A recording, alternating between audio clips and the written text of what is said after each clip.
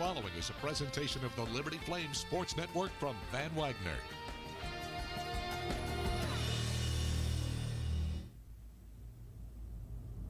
Texas A&M with 2 on, but 2 outs. Here's the payoff pitch from Yoder. Swung on and missed! The Flames win! They make history!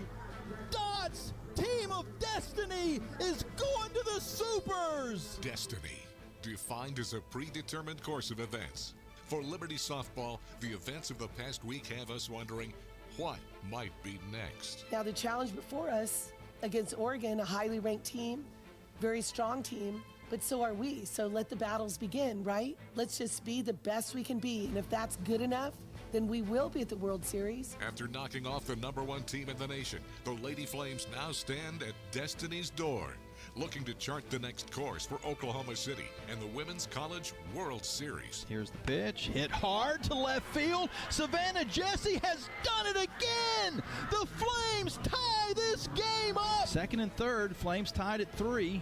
2 outs, here's the pitch to Roop. Hit hard to left field!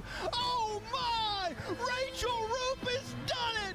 The Flames take the lead! Liberty versus Oregon. Don't worship the sport of softball. Let softball be your worship back to the Lord. Live coverage of Lady Flames softball and the NCAA Super Regionals is next on the Liberty Flames Sports Network from Van Wagner. This is Liberty University softball at the NCAA Super Regionals on the Liberty Flames Sports Network from Van Wagner. You're locked into the Flames on Deck Circle, powered by Segra. Stay tuned for an in-depth look at today's game, including our pregame chat with Lady Flames head coach Dot Richardson. Liberty Softball is brought to you by Segra, a proud partner of Liberty University. Segra offers customized business technology solutions. Learn more at segra.com. By Carter Bank, life lived full. By Foster Fuels, providing reliable service for 100 years.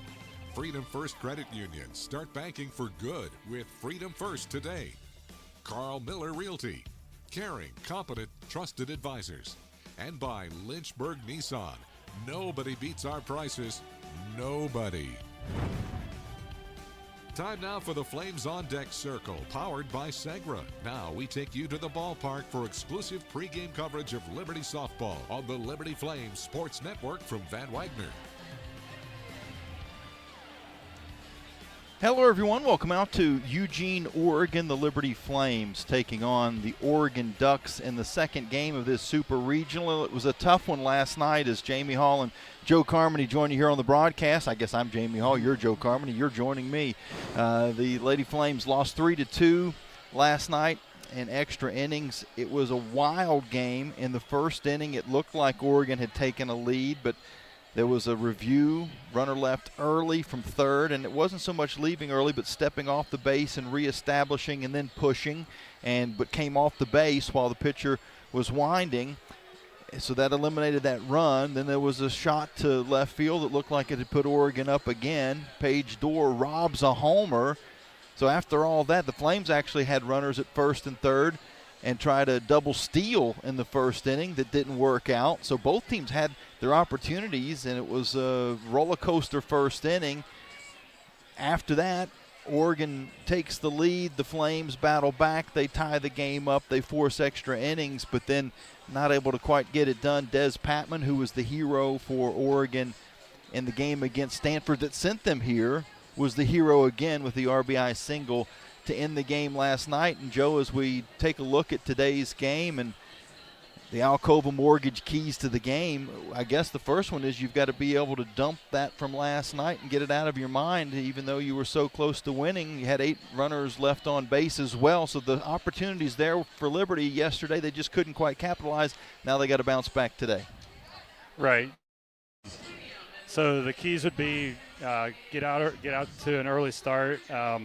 In the Super Regional format, Liberty will be the home team in Game 2. So first of all, Kaylin Yoder in the circle. Got to put up a 0 in that top of the first inning against a tough lineup with speed and power. And then Lady Flames got to get to work against Lindsey Grind.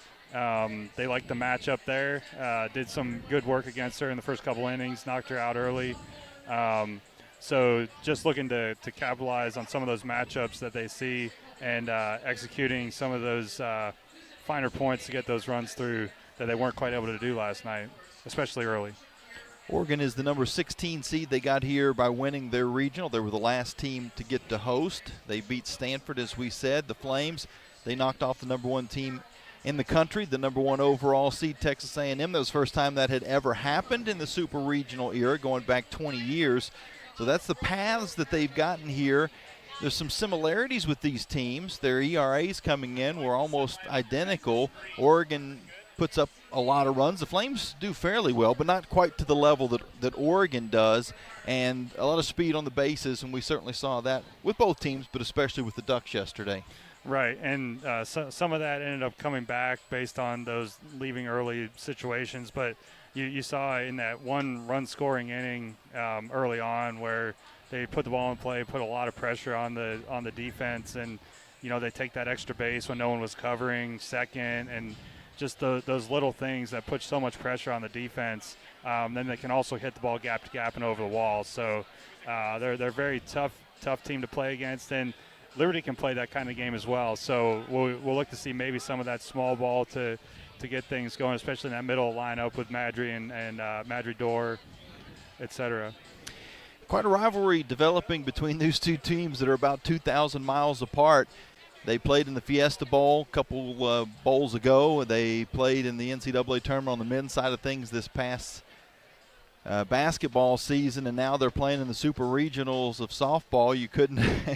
It's just strange how it's worked out that these two universities have now developed somewhat of a rivalry, even though they're states apart, almost as far apart as you can be. But it is fun, and the Flames are going to hope to extend their season after losing yesterday. They do face elimination. If they can win, they would have a Game 3 tomorrow, and that would be winner take all for a ticket to Oklahoma City on the line, and that's what everybody's playing for. They want to get to OKC and have a chance to win the national title. Oregon hasn't been since 2018. The Flames have never been.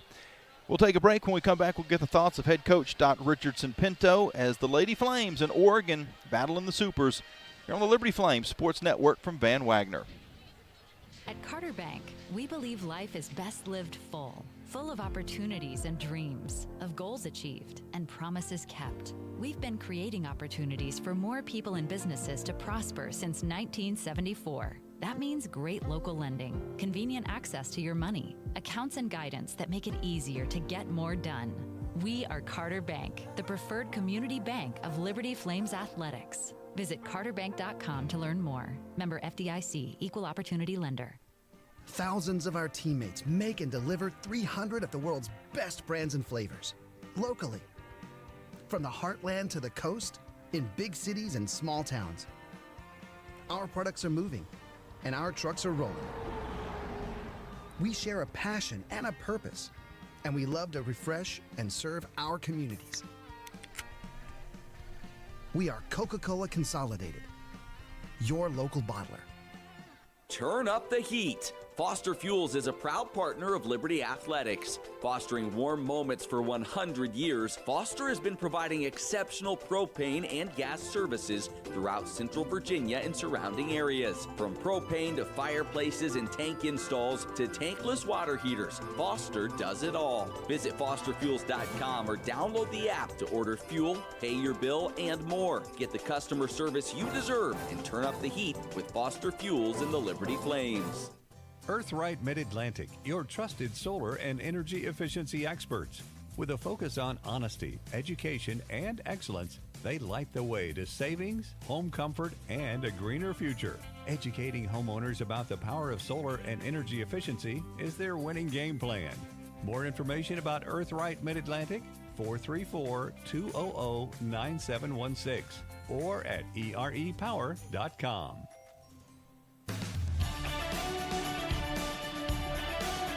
This is Lady Flame Softball from Van Wagner on the Liberty Flames Sports Network.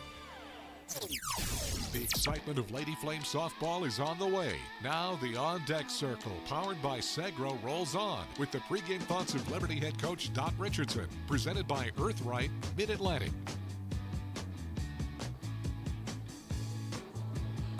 Well, Coach, it was a tough loss yesterday, and that just comes with the game. You're going to have some heartbreakers, but how do you bounce back from that today when I know your team is resilient?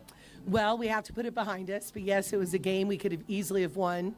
It was one of those games where, just didn't get it done when we had the opportunities to do it, but boy, we did come back as well, which was really nice with Carrasquillo getting that hit to tie the game. But one of those things is, this is going to be a battle. We talked about it, so we got to come out fighting today. First inning was one of the wildest innings I think I've ever seen on both sides, as far as when you guys were hitting, but then also out in the field with the runner leaving early at third and then Dorr stealing the home run away. I mean, I don't know if you could have scripted a more emotional first inning of the game. Yeah, it's one of those things where we're just watching everything we can, and unfortunately I had to use challenges in order to get the call, even though I talked to the umpires before how they were lifting their foot off the bag while the pitcher is in the pitching circle ready to deliver a pitch, which is illegal, right? So they're out. And so thank goodness it held up, which reset everything and probably confused everybody watching. But as a result, when the next batter got up, she hit the ball so deep, and Dory was able to take a home run away. So you're right. It's a battle going back and forth, back and forth. And I'm hoping today that we can really put our eyes on sight with the ball off our bat and fielding it as well, to where we can give a little more cushion and a victory. Elena Escobar, only one earned run against her, and that was in extra innings. And so she certainly didn't get the strikeouts that we usually see, but she was certainly allowing her teammates to make plays behind her. Yeah, Elena did a great job. The thing is that they are, as you and I discussed, a team that's going to put the bat on the ball. A lot of quick bunts, a lot of slaps, and it's hard to strike out those type of batters because they're just trying to touch the ball. And so, I'm hoping today that they're going to call these bunters and slappers out of the box, which they are, almost every one of them. So umpires can't be missing those calls. But the thing is this, we just got to play solid defense and get our bats. We out-hit them last game, so we just got to get the hits when we really need them. And you mentioned that the 8 runners left on base. I know, looking back, that's got to be frustrating for the girls. Yeah, absolutely. I mean, when you had no outs and you had a runner on third, you had 1 out, runners on third, we have to deliver. So the good news is we saw 3 pitchers yesterday, and they're probably going to throw one of those 3. Most likely the lefty might be going, we'll see, or the off-speed. So Grind, we kind of got her pretty good. We know her pretty well. But the big thing is we got to just play our game, and there is no tomorrow until there's tomorrow. So that means we got to get it done, one pitch at a time. Escobar looking good for today? No, we're going to start with Yoder in the circle. Okay. E is just hurting with her Achilles, but she'll come in if we need her, and hopefully we get some good innings out of Yoder and Bachman. And if it's a close ball game and we need her to come in, E will be ready. Sounds good, Coach. We wish you the best. Thank you so much. Go Flames, and thank you, everyone, Flames Nation. God bless you, and let's make it happen. Go Flames, go God. We'll be back with the relevant law first pitch right after this here on the Liberty Flames Sports Network from Van Wagner. Owned and operated by a Liberty alum, Larry's Tire and Auto Repair offers complete auto service, including tires, preventive maintenance, and more. Larry's Tire carries all major brands and is open from 8 a.m. to 5 p.m. Monday through Friday. Larry's Tire has 2 locations in Lynchburg and at Able Tire in Concord. And coming soon, Larry's Tire will expand to a new service center in Forest. More information on Larry's Tire is available at larrystireservice.com. Your business deserves a bank that values relationships and prioritizes customer service. Since 1979, First Bank & Trust Company has been delivering on these very commitments. Our bankers have been accessible, consultative, and provide a degree of understanding developed through years of commercial experience. First Bank & Trust has the expertise and capital to fund small and large projects up to $32 million. More information on First Bank & Trust and its services is available at firstbank.com. Member FDIC, Equal Housing Lender. Frank Good Builders is a proud supporter of the Liberty Flames. Frank Good Builders and its partners design and build beautiful custom homes in the Lynchburg and the surrounding areas. From designing a plan to picking out fixtures, Frank Good Builders works with you to design and build your truly custom dream home. Frank Good Builders can be reached at 434-238-3710 or frankgoodbuilders.com. Looking to buy a home or refinance a mortgage? Now is the time to take advantage of your one-of-a-kind offer from Alcova Mortgage. As an employee or alumni with Liberty University, you are eligible to receive a lender credit that equates to 1% of your total loan amount up to $5,000. This offer provides you with some much-needed savings while also helping you tackle your closing costs. Visit alcova.com/liberty today for details. Offer does not apply to broker loans. Alcova Mortgage, NMLS ID 40508, NMLSConsumerAccess.org, Equal Housing Lender. This broadcast of Liberty University Athletics is authorized under rights granted by Liberty University to Van Wagner Sports and Entertainment and is intended solely for the entertainment of our listening audience. The accounts, descriptions, and broadcasts may not be transmitted in any form without the express written consent of Van Wagner Sports and Entertainment and Liberty University Athletics. The announcers are selected by the Liberty Flames Sports Network and approved by Van Wagner Sports and Entertainment. Texas A&M with 2 on, but 2 outs. Here's the payoff pitch from Yoder. Swung on and missed! The Flames win! They make history! Dots, team of destiny, is going to the Supers! Destiny, defined as a predetermined course of events. For Liberty Softball, the events of the past week have us wondering, what might be next? Now the challenge before us against Oregon, a highly ranked team, very strong team, but so are we. So let the battles begin, right? Let's just be the best we can be. And if that's good enough, then we will be at the World Series. After knocking off the #1 team in the nation, the Lady Flames now stand at destiny's door, looking to chart the next course for Oklahoma City and the Women's College World Series. Here's the pitch, hit hard to left field. Savannah Jessie has done it again! The Flames tie this game up! Second and third, Flames tied at 3. 2 outs, here's the pitch to Roop. Hit hard to left field! Oh my! Rachel Roop has done it! The Flames take the lead! Liberty versus Oregon. Don't worship the sport of softball. Let softball be your worship back to the Lord. Live coverage of Lady Flame softball and the NCAA Super Regionals is next on the Liberty Flames Sports Network from Van Wagner. Liberty Lady Flame softball is on the air. Live play-by-play coverage of Liberty Lady Flame softball at the NCAA Super Regionals comes your way now on the Liberty Flames Sports Network from Van Wagner. This game is brought to you by Segra, a proud partner of Liberty University. Segra offers customized business technology solutions. Learn more at segra.com. Liberty Softball is also brought to you by Carter Bank, life lived full. By Foster Fuels, providing reliable service for 100 years. Freedom First Credit Union. Start banking for good with Freedom First today. Carl Miller Realty. Caring, competent, trusted advisors. And by Lynchburg Nissan. Nobody beats our prices. Nobody. Now let's take you out to the ballpark for the call of the game. This is Liberty Softball on the Liberty Flames Sports Network from Van Wagner. Welcome back out to Eugene. The Oregon Super Regional, Liberty and the Ducks. Oregon won game 1 3-2 yesterday. Flames trying to stave off elimination and force game 3 tomorrow. Liberty will be the home team as they even it out. Oregon would be the home team in the if necessary game tomorrow. I say if necessary, it's game 3 of the series, but at this point it's only if necessary. So Oregon will be batting first. The Ducks 52-8 on the year. Their head coach, Melissa Lombardi, in her 7th season, was the coach of the year in the Big Ten. Richardson Pinto was the coach of the year in Conference USA in her 12th season. Both Lushars will be at the top of the order, as is almost always the case. Kai batting first. 2 lefties. Kai's in left field, the senior, hitting .419. And then Kedri Lushar is in center field. She's also a lefty, a senior, batting .451.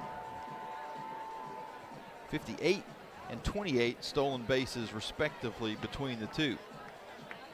Stephanie Mackay is at first and bats third. She's a freshman, doesn't play like one. She had a big hit in yesterday's game, RBI single. She bats third and is a righty, the start of 5 straight righties in the lineup.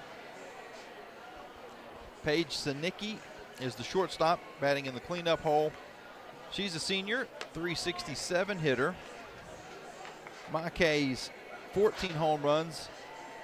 Failed to mention second best on the team. We'll tell you who's best here in just a second. Des Patman, the New Mexico State transfer, is in right field batting 5th. She's a senior, had the walk-off hit yesterday, back-to-back games where she's had a walk-off hit. Home run against Stanford, did the same deal in the regionals. Riley McCoy is a freshman. She's a designated player today. She slots into the lineup and leads the team with 19 homers on the year. Emma Cox is the catcher and batting 7th. Both those young ladies freshmen, as is Kaylin Jones, who's the second baseman and bats 8th. And then finally Katie Flannery, who was really impressive in the field at third base yesterday. She's a sophomore that finishes out the lineup, has 11 home runs. So 4 players in double digits as far as home runs are concerned. They'll start Lindsey Grine again, the Virginia Tech transfer. 28-2 record, 2.12 ERA. This will be her 50th appearance and 27th start. For the Flames, Kaylin Yoder will be in the circle. Yoder, the lefty, going against the righty Grine. Yoder is a sophomore, 9-5, 2.51 ERA, her 23rd appearance, her 17th start. 83 2/3 innings pitched, and we're just about set to go. We are underway at 4:05 local. First pitch taken for a ball.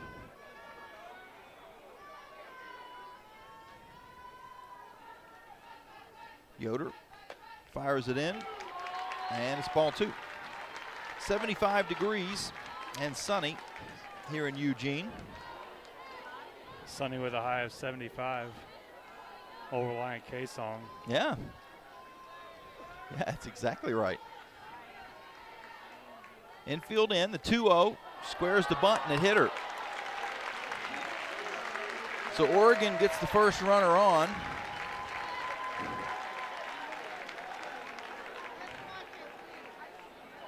And Luchar, Kai Luchar, Kedre, her sister, is now up to bat. Certainly a threat to steal. I think that is an understatement.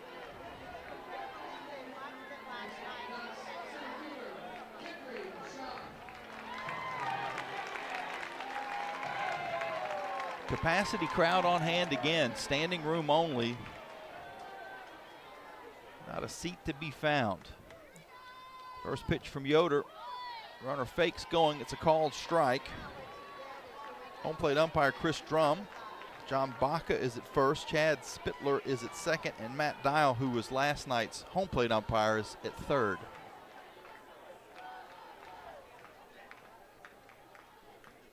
Yoder's 0-1. The runner fakes going again, and another called strike. So Kaylin gets out ahead. Yoder on the season, 79 strikeouts, 63 walks. Opponents batting 199 against her.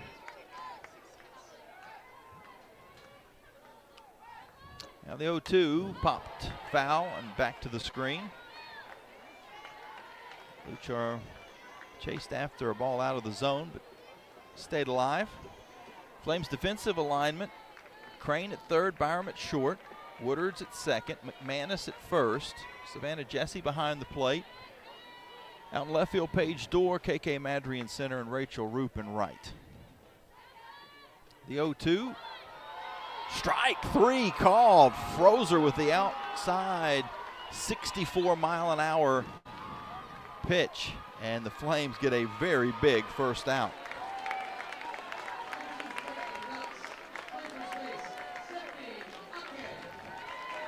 Which brings Stephanie Maake up to the plate.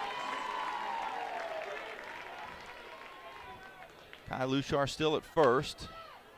She fakes going again, and another strike taken. And we saw that last night. She was jumping off of first, not going every time.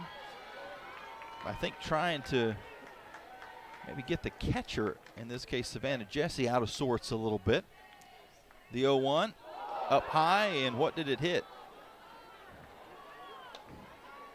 Nothing, I guess. That had to have hit something, didn't it? The home plate umpire comes out and is going to have a conference with the three other umpires. That Mackay didn't react as if it hit her, so I assumed that it hit the knob of the bat because it went back to the screen but at a strange angle, and Lushar at first didn't go either, because she would have thought if it would have just went back to the screen, she would have took off. I think everybody felt like it had hit something, and so they sort of stayed put.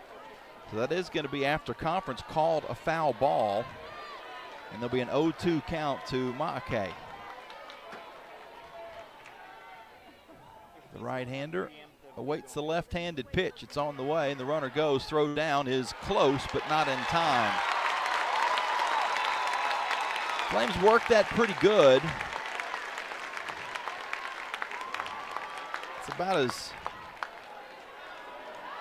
good of a pop time as you could expect, as now the crowd reacts to Coach Dot Richardson coming out of the dugout. She challenged twice yesterday on Lushar leaving early from a base and was correct on both occasions. She's talking with the home plate umpire, and she's going to challenge the call. Now, there also could be a challenge of whether or not it was safer out at second, but I believe that was fairly cut and dry. It was close, but I don't think there was anything to overturn there.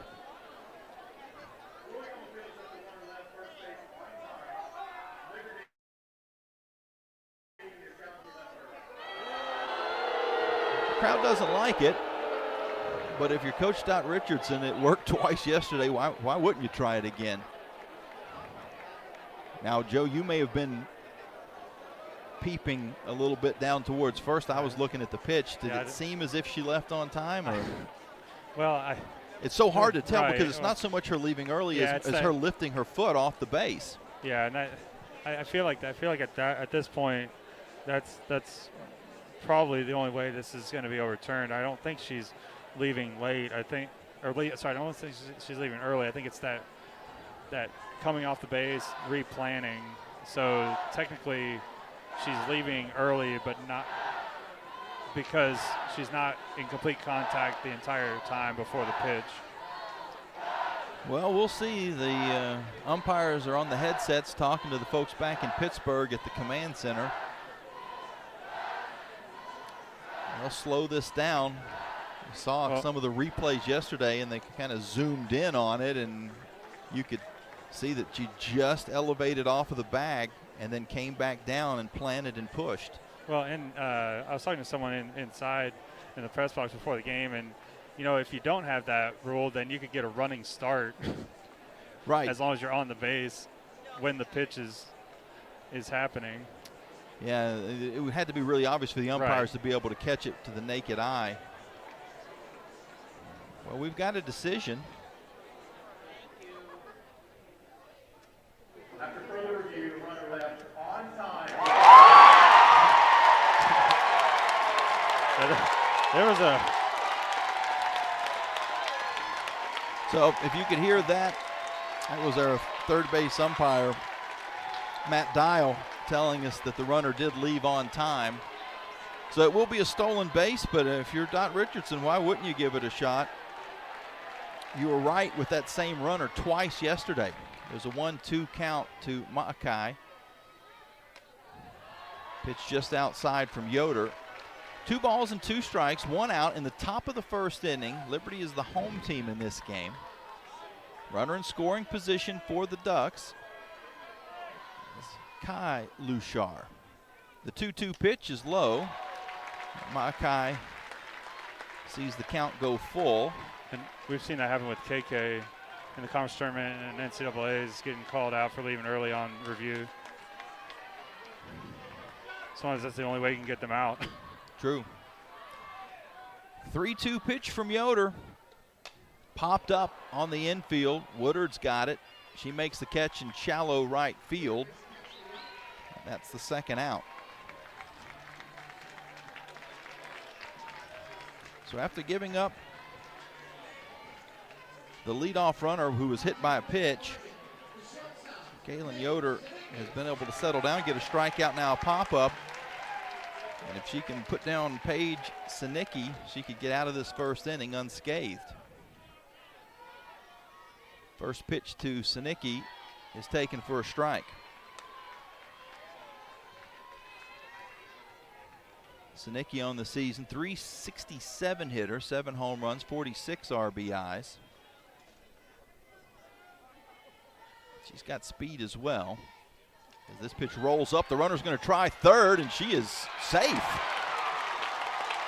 The throw beat her by a couple of steps, but the call at third is safe, and if the Flames were to challenge it, they would be out of challenges in the first inning. Coach Dot Richardson comes out, and she gets the crowd fired up again. Savannah Jesse is imploring them as well. The throw beat her by a lot. The only thing is she was able to swim around the tag.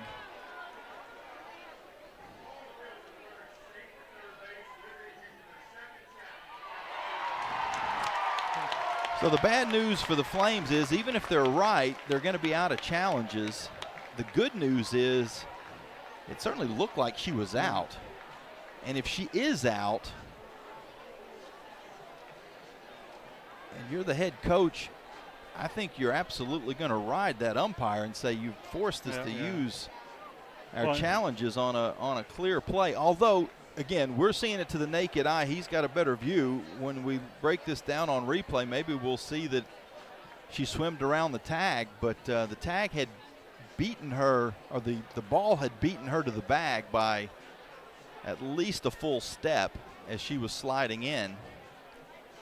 The only way she's safe is she slid around the tag, and we'll see what the umpires have to say here in a moment. If she's safe, there'll be a runner at third, and I imagine that will be considered a wild pitch.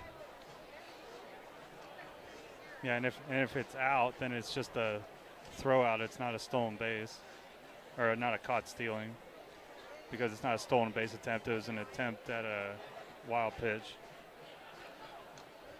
Either way, one thing that comes out of this, even if the Flames get the benefit of this call, would be that they've used up all their challenges in the first half inning. Well, we've got a decision. Let's see if we can listen in.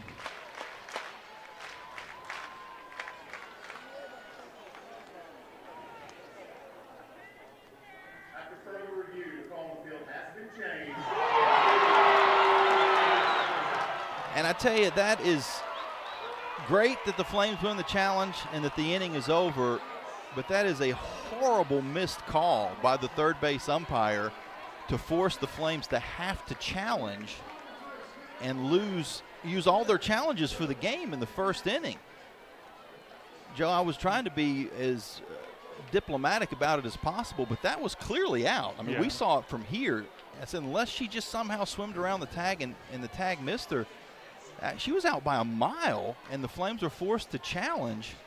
That's really unfortunate, and I know that a lot of Flames Nation wasn't particularly happy with that third base umpire, Matt Dial, last night as far as the zone was concerned, and they're not going to be sending him any Christmas cards after today's first inning either. But we got no score heading to the bottom of the first. Liberty's bats coming up after this here on the Liberty Flames Sports Network from Van Wagner. Century Exteriors offers exterior home renovations, including but not limited to gutters, roofing, siding, home additions, and much more. Century Exteriors makes the process seamless. Call 434-239-6722 for a free on-site estimate, or visit us at centuryexteriors.com and Century Exteriors on Facebook and Instagram. Lynchburg Nissan is a proud sponsor of Liberty University Athletics. Stop by Lynchburg Nissan now to take advantage of $6,000 off MSRP on select new cars or rates as low as 2.9%. Lynchburg Nissan, home of the million-mile warranty. Nobody beats our prices. Nobody. As a Flames Club member, you get access to premium seating, parking, and hospitality on game day. Go to libertyflamesclub.org today to learn more. You're listening to Liberty Softball at the NCAA Super Regionals on the Liberty Flames Sports Network from Van Wagner. Well, another exciting first inning, and we're only halfway through it. Oregon got the first runner on after Kai Luchar was hit by a pitch, and she was able to steal second. There was a replay that held up that she did not leave early.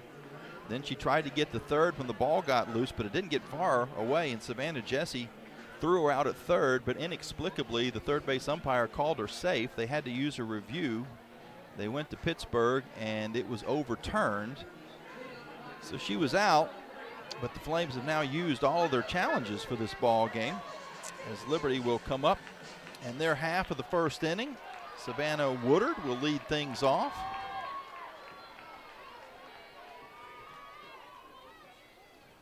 First pitch to her is taken for a ball. In the circle for Oregon is Lindsey Grine. She started yesterday's game. Second pitch is fouled up and out of play. Grine 28-2 on the year. She didn't get a decision yesterday. 2.12 ERA. This is her 50th appearance, 27th start, 165 innings pitched, 212 strikeouts, and 66 walks. Opponents batting 184 against her. Woodard hitting .349 on the year. Awaits the 1-1 pitch and cranks it out towards right field. Back at the track, at the wall, and off the scoreboard! Savannah Woodard gets the Flames on the board. How about that? Another leadoff dinger by Woodard.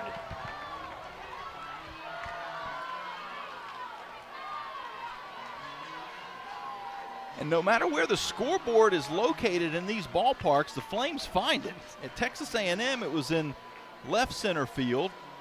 This ballpark, it's almost directly down the right field line. We saw Roop clang a couple off of the scoreboard down in College Station. She steps up, with the Flames leading 1-0. First pitch to Roop is swung on and missed. That was the 5th time this season Woodard's led off a game with a home run. Did it once against A&M, once in the conference tournament. Once at Duke and once at home.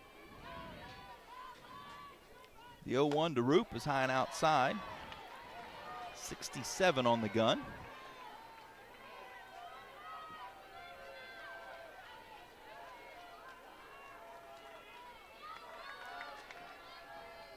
The righty Roop awaits the right-handed pitch. It's on the way inside, but caught the plate. Just nicked the corner, and the count's now 1-2. There's a little breeze blowing out to right.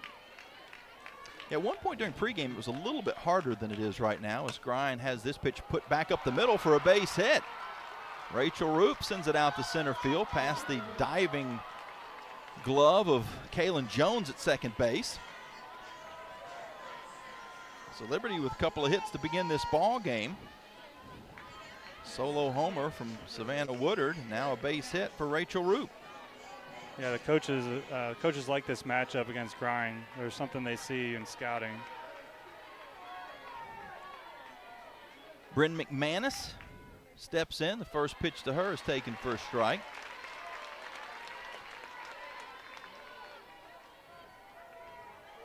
Bright sunny day. Pretty much all the field still in the sun at this point. The 0-1 outside. 1-1, the shadow of the overhang, which we're actually outside of the press box on the concourse, right next to the press box as you're looking out at the field to the right of the box. would protect us from weather, and right now it's shadowing a little bit of the backstop area as this pitch is swung on and missed. So the home plate umpire is in the shadows. Catcher's about half in the shadows, but the hitter's still in the sun. Everything else in the sun as well. 1-2 to McManus. High and outside, 2 balls and 2 strikes. Roop's at first, 1 run in. Liberty on top 1-0 as the home team in the bottom of the first.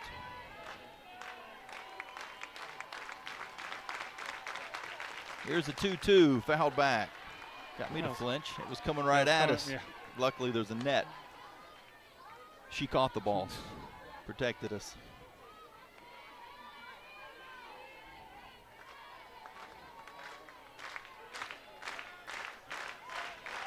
Another 2-2 pitch to McManus from Grind. Another foul ball. Got a piece to stay alive.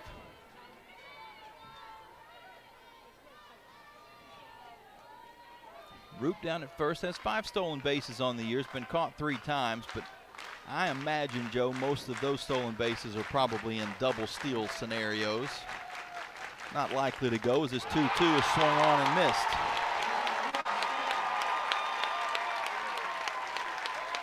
First strikeout of the game for Grind.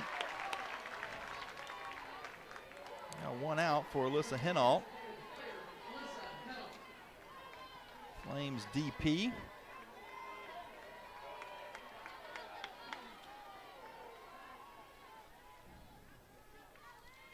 First pitch to her is just outside for a ball. She was 0 for 3 yesterday. Did draw a walk. Hitting .302 on the season. The 1-0 from Grind. Outside, ball 2. Woodard with the solo homer. Roop with the single. McManus struck out. Hinault at the plate. The 2-0 to her is swung on and missed. KK Madry to follow. Paige Dorr bats 6. Rachel Crane, number 10, is batting 7th. Savannah Jesse in the 8th spot. Jemiah Byram is batting 9th. As this pitch is a called strike and the count evens at 2 balls and 2 strikes. Starting lineups brought to you by Century Exteriors. With Roop at first. Here's the 2-2 pitch, swung on and missed. Back-to-back strikeouts. Grind starting to get fired up with those 2 strikeouts.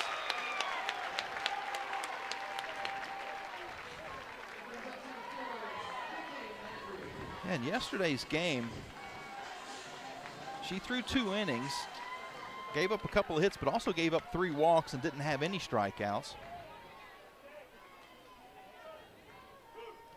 KK Madry squares the bunt, pulls back. Roop still down at first.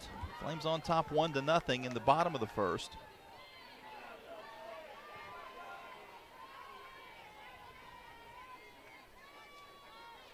The 1-0 squares again, takes a ball.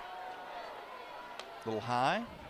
So Woodard has reached base safely in the last 14 games, and Roop reached safely in the last 20 games.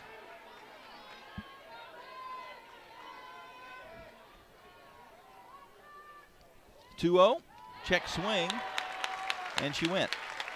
2 balls and 1 strike. And just a subtle breeze, enough to have the flame, or the flag, I should say, extended towards right field. 2-1, squares again, bunts it back to the screen. 2 balls and 2 strikes to KK Madry. And Roop was in motion there. More of a bunt and run, I think.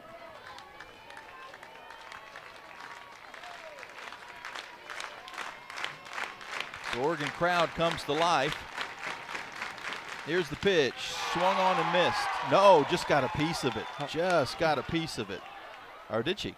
No, she didn't get a piece of it. She swung and missed, and the catcher didn't catch the ball. That's what they're saying. So the catcher had to throw down to complete the third straight strikeout. So after a solo homer from Woodard, a single by Roop, Grind strikes out the next 3. And we go to the second inning with Liberty on top of Oregon 1-0 here at the Super Regionals in Game 2, an elimination game for the Flames. Curious about the housing market in Central Virginia?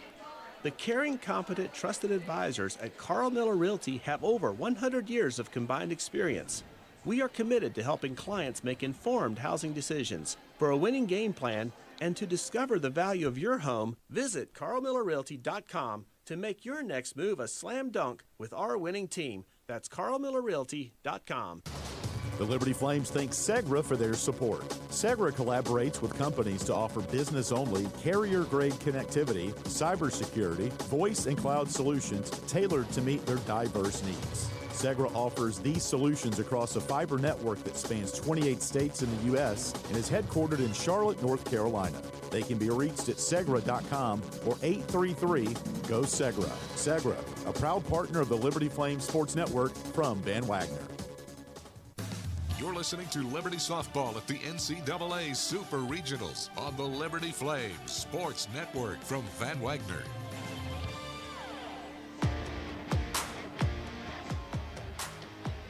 Liberty 1, Oregon nothing after 1. The top half of the first inning seems so long ago now, but Oregon was in a pretty good spot. They thought they had a runner at third, but there was a replay review, second of the replay reviews in the first inning, that ruled Kai Luchar was out at third base. So the Flames have used up all their replays. But what came out of it was just a 1-2-3 inning. Luchar had been hit by a pitch, stole second, was challenged as to whether or not she left early. She did not, but then tried to advance to third, was thrown out, but was called safe. So the Flames had to use their second challenge, and they'll have no more challenges throughout this game. If it gets to the final 2 innings, the umpires can initiate a challenge. A coach could request that the umpires look at it, but they wouldn't be required to do that. Kaylin Yoder in the circle for Liberty. She faces off against Paige Sinicki, who was at the plate when that out was called at third eventually. She takes the first pitch for a strike.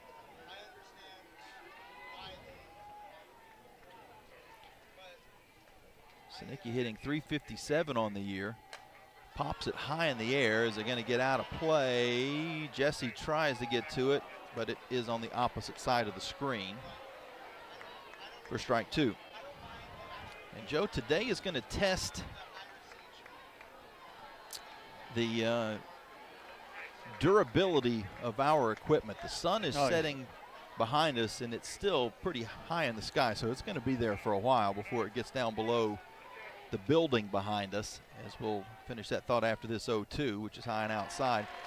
So we've got a blaring sun. Fortunately for us, it's on our backs and not on our faces, but it is all over the equipment. And I just tried to touch my tablet, and it touched me back. It didn't like it. It's not happy about this heat. The 1-2 hit hard but foul down the third baseline. Trying to shield everything as much as you can, but when you need to see the screen, it's hard to shield the screen. We need a pool umbrella over our shoulders. We're actually outside of the press box, broadcasting just next to it on the concourse. The 1-2 just missed. Must have been a little bit low. 2 balls and 2 strikes to Sinicki. Nobody on, nobody out. Top of the second, Liberty leading 1-0.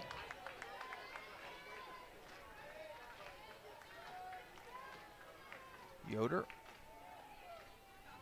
winds and fires. It's hit down the left field line, but foul. Hard hit ball, a couple of them, but they've both been fouled down that line. And we'll do it again. She got on top of that rise ball and almost pulled it into left field. And I think I may have talked this into existence, but I think my tablet just shut down because it overheated. Here's the 2-2. An inside out swing to right field, and it's out of the ballpark. Hard hit by Sinicki. Opposite field homer, and we've got a tie game.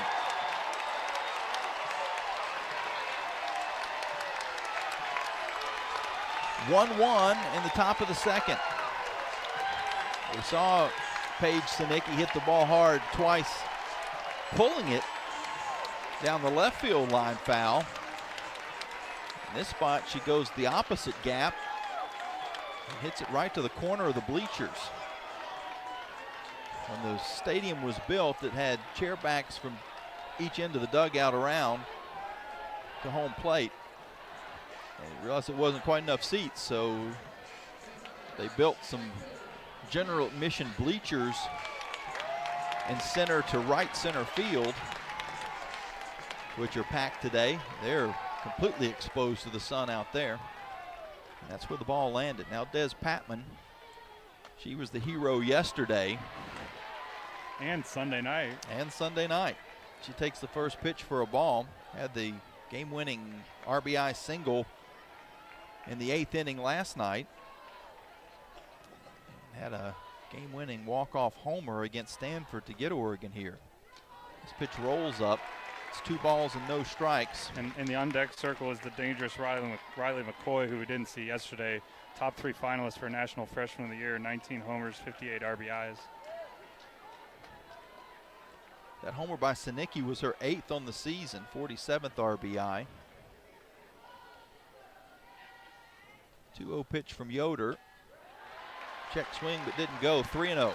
And McCoy was playing first base, I believe, on Sunday and got hit in the head with a liner, I believe. I think that's what they told me. But she's back at the DP today. 3-0. Misses.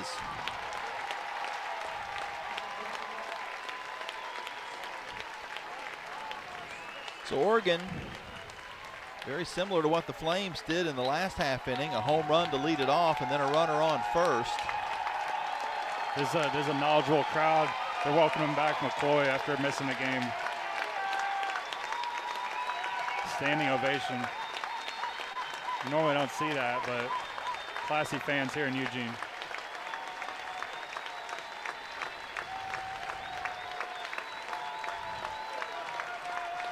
One of the best home field advantages I think I've seen.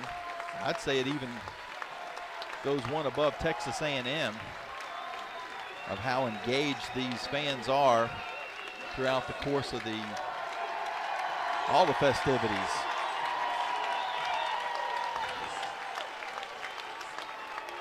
Now Liberty's gonna slow things down a bit as Casey Fagan-Graham will come out to the circle and talk to Kaylin Yoder.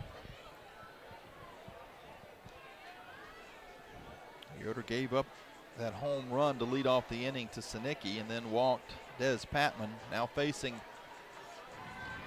the most powerful hitter on this Ducks squad. McCoy with 19 home runs, .859 slugging percentage.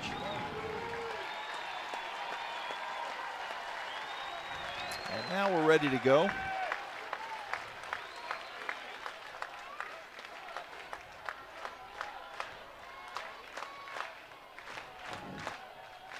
Here's the first pitch, taken for a ball. Paige Bachman warming up in the bullpen under the watchful eye of Emily Kirby-Nagel.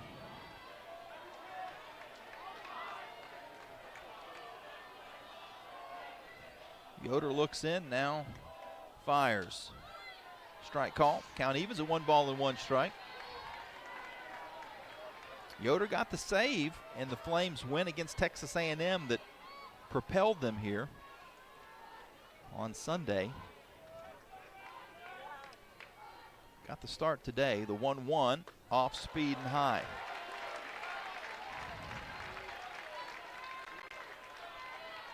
That was slow enough, I don't think the gun caught it. Varying up the speeds, but not finding the zone, unfortunately. A 2-1 to McCoy. Popped up. Right center field, KK Madry slides over and makes the catch for the first out.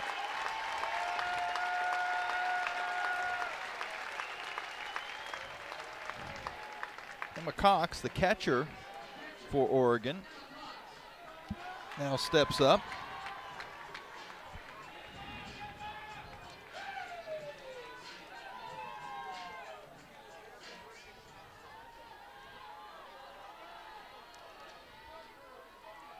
Cox, 330 on the year, takes the first pitch for a ball. This is Yoder's first start since the conference tournament against Jacksonville State, that loss. Since then, Escobar had started the next 7 games before today in Yoder's start. Runner at first, 1 in, got a tie score. This pitch is taken for a strike. Count evens at 1 ball and 1 strike, 1 out.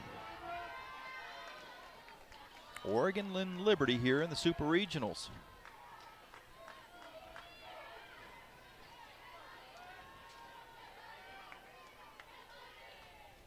Now the 1-1 outside, ball 2. It's a beautiful day in the shade. If you're in the shade, it's perfect. 75 degrees, a little bit of a breeze.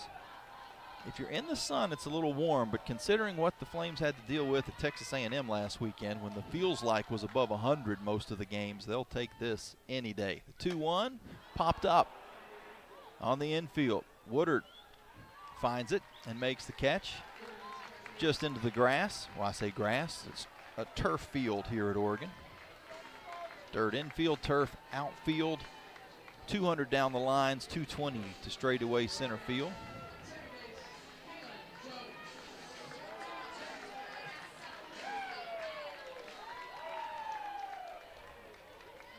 So if Yoder can get out of this, it's almost going to be an exact duplicate of what happened in the last half inning. The first pitch to Kaylin Jones is taken for a strike. Flames got a solo homer, got the next runner on first, and she was stranded there. So far, that's what's happened here. Solo homer for Oregon, runner on, and now 2 straight outs and an 0-1 count to Kaylin Jones. The pitch is slapped out into left field for a base hit. There'll be runners at first and second with 2 outs. And Jones is just so good at making contact with that inside-outside slap, finding space between the shortstop and the left fielder.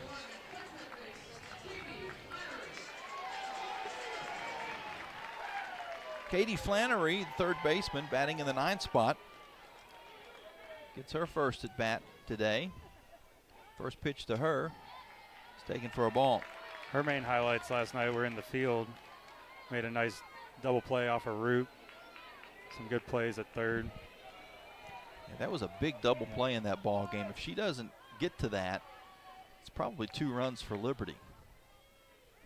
The 1-0, strike call.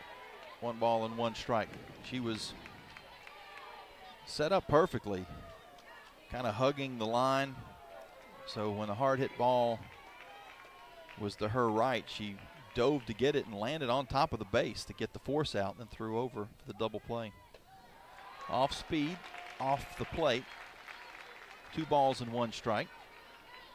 2 on, 2 outs, 1 in a tie game here in the top of the second. 1-1.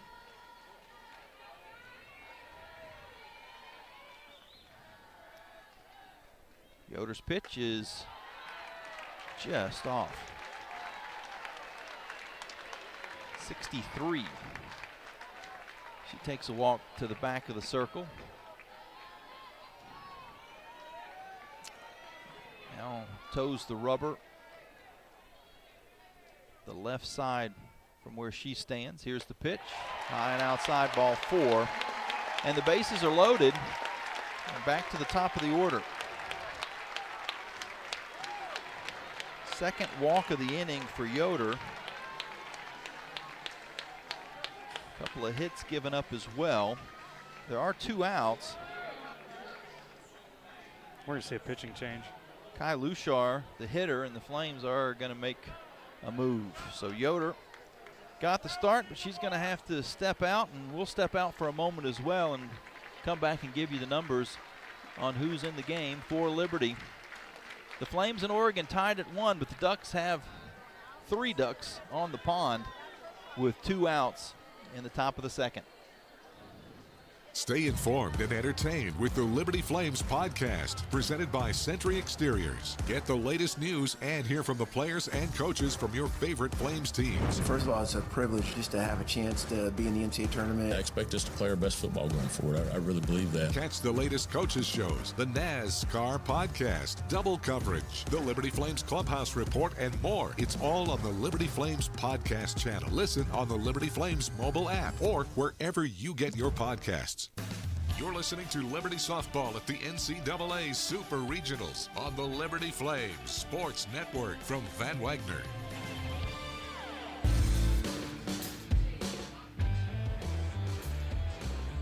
Paige Bachman has checked in for Liberty. She'll come in relief of Kaylin Yoder. 3 runners on base belong to Yoder. She gave up a home run to lead off this inning. Then a walk, got a couple outs, then a single and another walk has necessitated the change.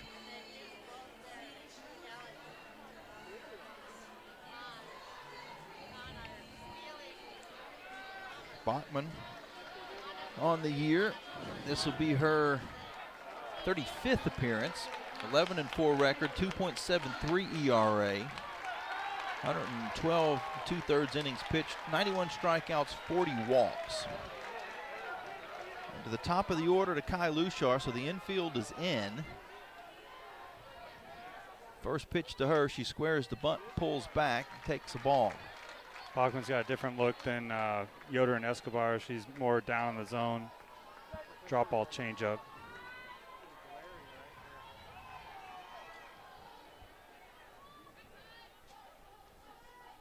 Bachman fires this in. It's a ground ball. Nice play by Byram, but the throw over is not in time. Jemiah Byram did all she could do. 1 run comes in. The bases stay loaded with 2 outs. Probably saved another run. That gets over her. That might be 2. Yeah, I think, no doubt. Another run gets in because that would have been a slow roller into the outfield. By the time it had that top spin on it, I don't know that, or that backspin, I should say. I don't know that Dorr would have been able to get to it to save the run. So it's now 2-1 Oregon, and from one Lushar to the other, a little nubber that is going to just roll foul, and Crane was hoping it would squeak back into the field to play because she was standing between the third base runner and home. If it would have, she could have picked it up and just ran to the plate. But it didn't. It stayed in foul territory. Yeah, she could have had that rare 5 unassisted at home plate. I'd say that's rare, yeah. The 0-1. Low and outside, 1 ball and 1 strike. This is a very disciplined hitting team is Oregon. They put the ball in play. They don't strike out a lot. Put pressure on the infielders. Now the 1-1. Inside, ball 2. Base is still loaded. There's 2 outs, but 2 runs have come in for Oregon. They take the lead, 2-1.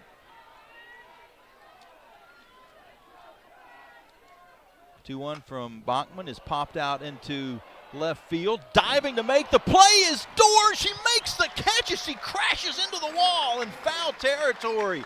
Paige Dorr is looking for another top 10 play. Wow. What a dramatic way to end this inning, but 2 runs do come across for Oregon. Paige Dorr, welcome home. That just leaves me speechless. What a catch. And slammed into the side fencing, but she's okay. It was a loud final out. And the Flames get out of it with any more damage being done. We'll put a couple of stars on that foul liner. We head now to the bottom half of the second inning. The Flames find themselves behind for the first time. Oregon 2, Liberty 1. Here from Van Wagner. Are your feet preventing you from living life? Hi, I'm Jonathan Cotton, and you may have heard my Good Feet story, how I love my arch supports so much that I bought the store. Since then, thousands of customers have found relief from foot, knee, and back pain. I love to hear their stories of walking, running, and just enjoying their new life pain-free. Don't let foot, knee, or back pain keep you from living the life you love. Come into the Good Feet store for your free fitting and test walk. Visit goodfeet.com for the location nearest you. We look forward to seeing you soon at the Good Feet store. Earthright Mid-Atlantic, your trusted solar and energy efficiency experts. With a focus on honesty, education, and excellence, they light the way to savings, home comfort, and a greener future. Educating homeowners about the power of solar and energy efficiency is their winning game plan. More information about Earthright Mid-Atlantic? 434-200-9716 or at erepower.com. Get the latest on your favorite Flames team with the Liberty Flames podcast. Just search Liberty Flames wherever you get your podcasts or go to libertyflames.com. This is Lady Flames softball from Van Wagner on the Liberty Flames Sports Network.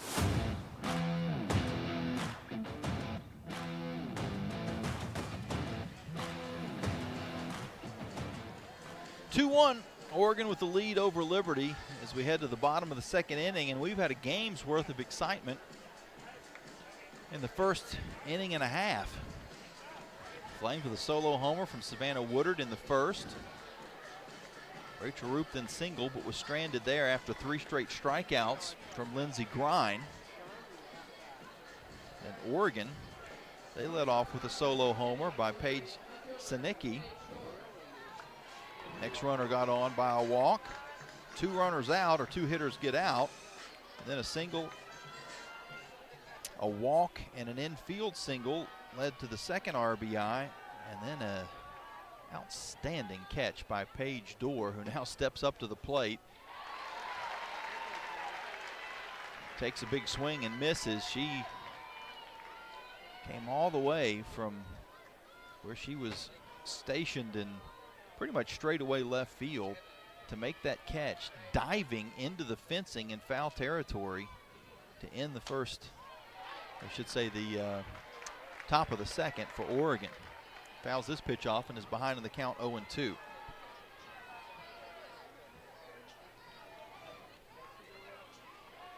Paige Bachman has come into the game for Liberty. Both of those runs, though, to Kaylin Yoders. This pitch is rolled down to first. Maike is able to pick it up and step on the base for the first out.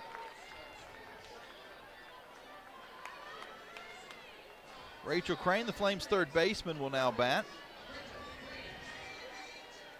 Crane, .237 on the year, has 3 homers, 21 RBIs. She's now in the shadows. Tough spot for hitters. First pitch is a strike. It will get worse, though. Right now, pretty much all of the field except for the batter's box is in the sun. So you'd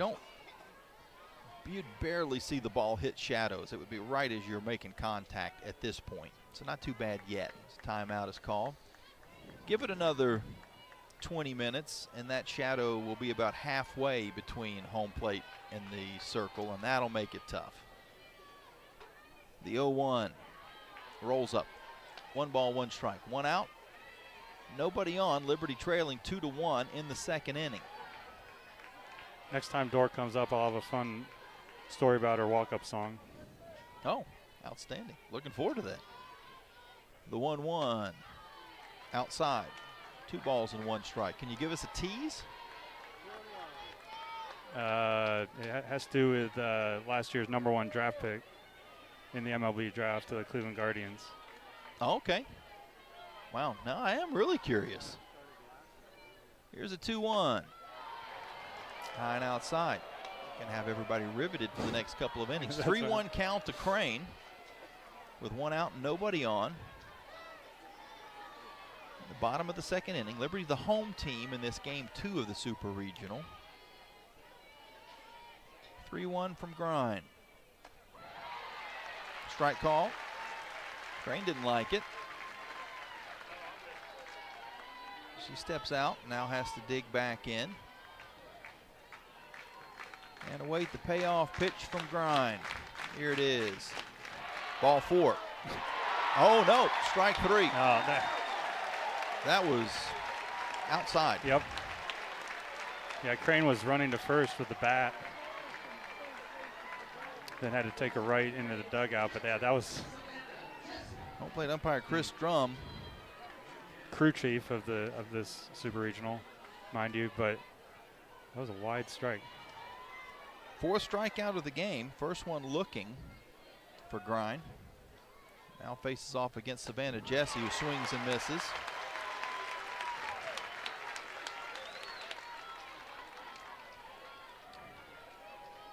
Jesse hitting .294 on the year. 3 home runs. Takes a ball. The biggest of those home runs this season was against Texas A&M on Sunday. Flames had trailed 3-0. Roop hit a solo shot. And then Jesse later in the game hit a 2-run homer to tie the ball game up. The 1-1. Called a strike. And that was her first hit of the regional all the way Sunday, if necessary, game. Similar thing happened in 2021 with Savannah Chanel. Over 7 strikeouts at a grand slam to go ahead against Tennessee. 1-2. On outside. 2 balls and 2 strikes. 68 miles an hour. That wasn't too far wide or too much wider than the one that they run Crane up on, but that was high and wide.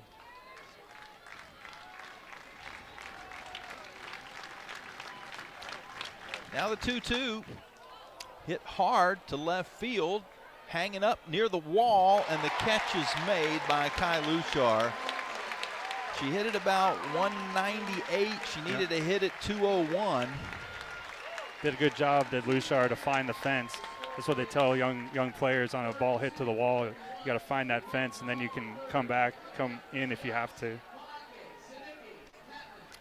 So a good at bat for Savannah Jesse, but Flames don't get anything out of this inning, and they trail 2-1 as we head to the 3rd here on the Liberty Flames Sports Network from Van Wagner. Frank Good Builders is a proud supporter of the Liberty Flames. Frank Good Builders and its partners design and build beautiful custom homes in the Lynchburg and the surrounding areas. From designing a plan to picking out fixtures, Frank Good Builders works with you to design and build your truly custom dream home. Frank Good Builders can be reached at 434-238-3710 or frankgoodbuilders.com. You're listening to Lady Flame Softball on the Liberty Flames Sports Network from Van Wagner. Now for a look at the out-of-town scoreboard built by Frank Good Builders. Here in Eugene, Liberty is trailing Oregon 2-1. It's an elimination game for the Lady Flames. Oregon won yesterday 3-2 in extra innings. So Lady Flames trying to keep their season alive and force a game tomorrow. And there's quite a few games earlier today, Joe, and we've got some folks that have already gotten their ticket to OKC and some others that are going to have to find that if necessary game too. That's right. Texas Tech, they won both at Florida State. Last night last night put them into the World Series. Oklahoma swept Alabama. They beat them 13-2 today. Tennessee bounced back from the loss. They forced the if necessary game against Nebraska, won 3-2 today, so that game will be tomorrow. Texas also last night forced an if necessary game today against Clemson. That's going to be at 9 Eastern tonight. Georgia forced an if necessary game at Florida. That'll be tomorrow. Georgia wins today 2-1 over Florida. Ole Miss won the first game yesterday. Their game's at Arkansas. Their game tonight, game 2, is at 9 p.m. Eastern. UCLA knotted the series up at 1-1 with a 5-4 win over at South Carolina. So that game, that will be an if necessary game tomorrow. So a lot of game 3s in the offing here. Well, Flames are hoping that there'll be one more They've got some work to do. They trail 2-1, but it's still early. Just the top of the third inning. Liberty, the home team in this game. Paige Bachman, who came in the last inning, will face off against Stephanie Mackay. And the first pitch is taken for a strike.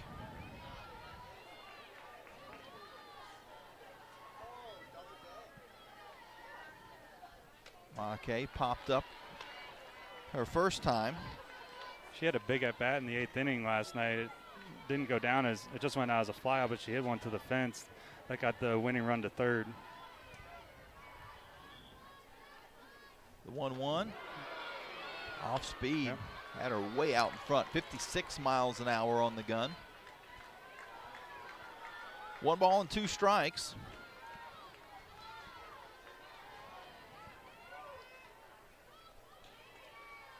Now the 1-2. Swung on and missed. Paige Bachman throws her glove in the air. Liberty with the first out of this third inning. First strikeout of the game for Bachman. That changeup makes her dangerous. Paige Sinicki, who had a solo homer her last time up. Little half swing. It's going to go out into right field where Rachel Roop will make the catch just in fair territory for the second out. Quick at bat for Sinicki, swinging on the first pitch. She went inside out on the home run opposite field, but got under this a bit.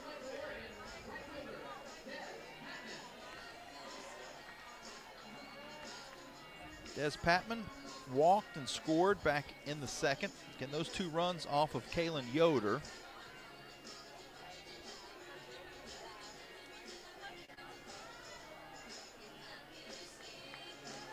She pitched an inning and 2/3.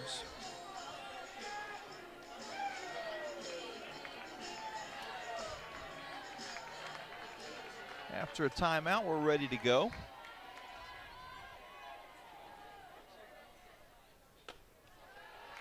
Taken for a ball. Sam Martyr, associate head coach for Oregon, having a chat with Patman. Now the 1-0 pitch from Bachman. Outside, 2 balls and no strikes. The bases are empty. There are 2 outs. Oregon is leading 2-1. A couple of solo homers for each team and an infield RBI base hit. 2-0, big swing, but Patman came up empty. 67.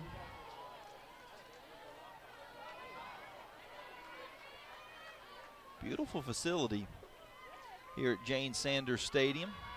This pitch is taken for a ball low, 3-1. Holds 2,500, opened up in 2016. Across the street from the track, which your brother Paul frequents quite often. Here's the 3-1. Outside ball 4 is that hosts the Nationals as far as the NCAA, as well as the Olympic trials and some World Championship events. World Championships in 22, I believe. This particular facility is affectionately called the Jane Sanders Stadium, and then the Bob is the center field bleachers. Bob and Jane Sanders donated the money. As you said, most of it was donated by Bob.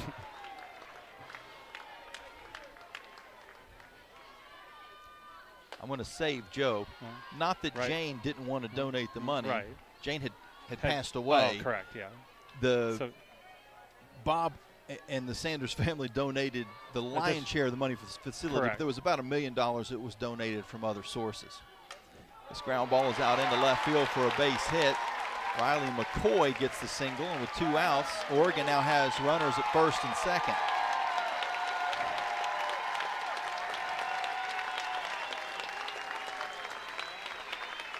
So welcome back for McCoy.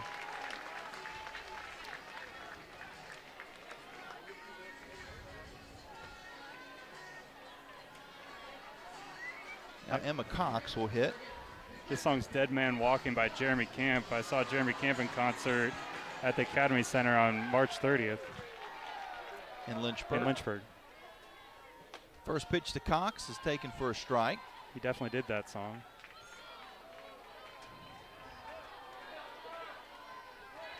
Interesting venue.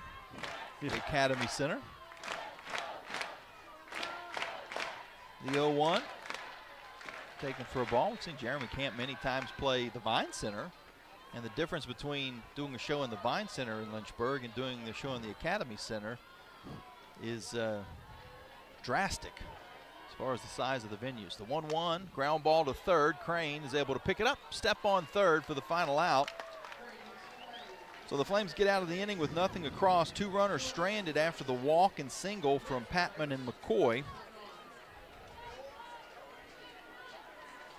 We now head to the bottom half of the third inning. Liberty trailing Oregon 2-1.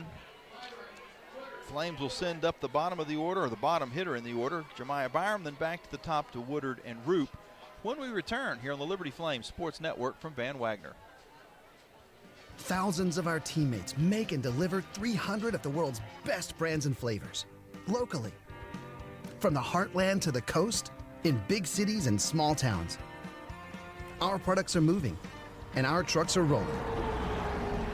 We share a passion and a purpose, and we love to refresh and serve our communities. We are Coca-Cola Consolidated, your local bottler. Looking to buy a home or refinance a mortgage? Now is the time to take advantage of your one-of-a-kind offer from Alcova Mortgage. As an employee or alumni with Liberty University, you are eligible to receive a lender credit that equates to 1% of your total loan amount, up to $5,000. This offer provides you with some much-needed savings while also helping you tackle your closing costs. Visit alcova.com/liberty today for details. Offer does not apply to broker loans. Alcova Mortgage, NMLS ID 40508, NMLSConsumerAccess.org, Equal Housing Lender. You're listening to Liberty Softball at the NCAA Super Regionals on the Liberty Flames Sports Network from Van Wagner. Jamie Hall and Joe Carmany with you from Eugene, Oregon. Liberty trailing the Ducks 2-1 in the bottom of the third. Liberty the home team for this game. Oregon won yesterday. Flames trying to force a third game tomorrow. Lindsey Grine has been in the circle, gave up a solo homer, but other than that is, well, and then a single, but other than that has pitched well. Flames had Kalen Yoder start the ball game, and now Paige Bachman has come in relief. Joe, we had a chance to get to a local spot earlier today and have lunch. Recommendation of Paige Dorr. Yeah, it was good. Dickie Joe's, it was a nice burger joint. 60s, I believe, decor in a diner style. Yeah, that's what I would say. Disco ball in the adjoining ice cream shop. Good burger, good fries, not a bad spot if you're in Eugene. Jemiah Byram will lead off for Liberty, her first at bat today, and she takes a strike. I had about a 5 to 7 minute conversation with an older couple in the restaurant. Yeah, I wasn't sure if you were going to let those folks eat or not. The 0-1 in tight, almost hit her. 1 ball, 1 strike. They were eating their fries first, like I do.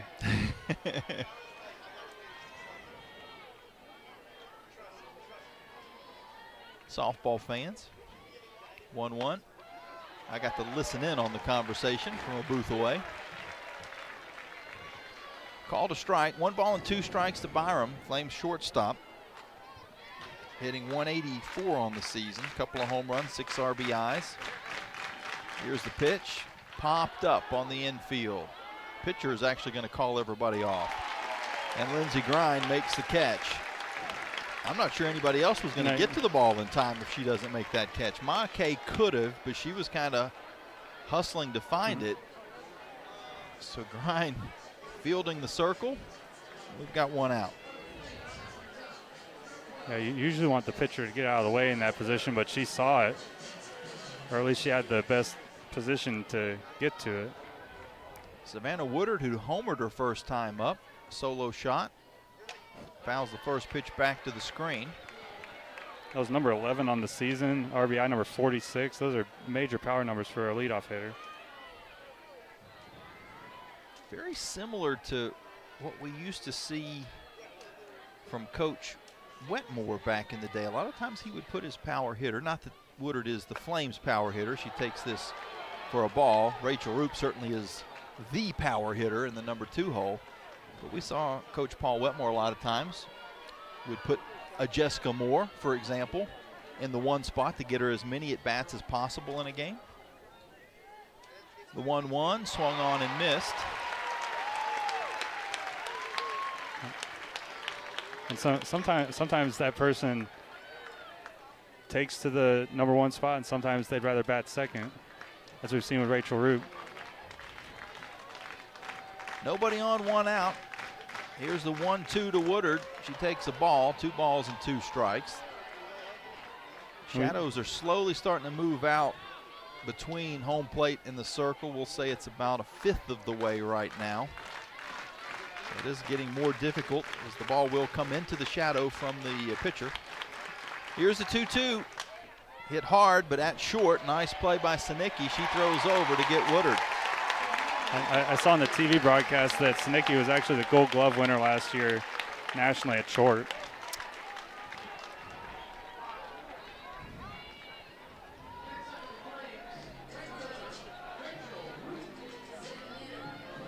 Rachel Roop comes to the plate. Yeah, you're absolutely right. All Big Ten first team. A couple of Grand Slams this season among her accolades, but was last year's Gold Glove winner at shortstop. First pitch to Rachel Roop. Taken for a ball. We saw some great plays from the left side of the infield yesterday, especially Flannery at third. Sinicki, 188 consecutive starts at short for Oregon. The 1-0 pitch to Roop. Taken for a strike. 1 ball and 1 strike. Roop singled her first time up. It's going to take something with 2 outs now for the Flames.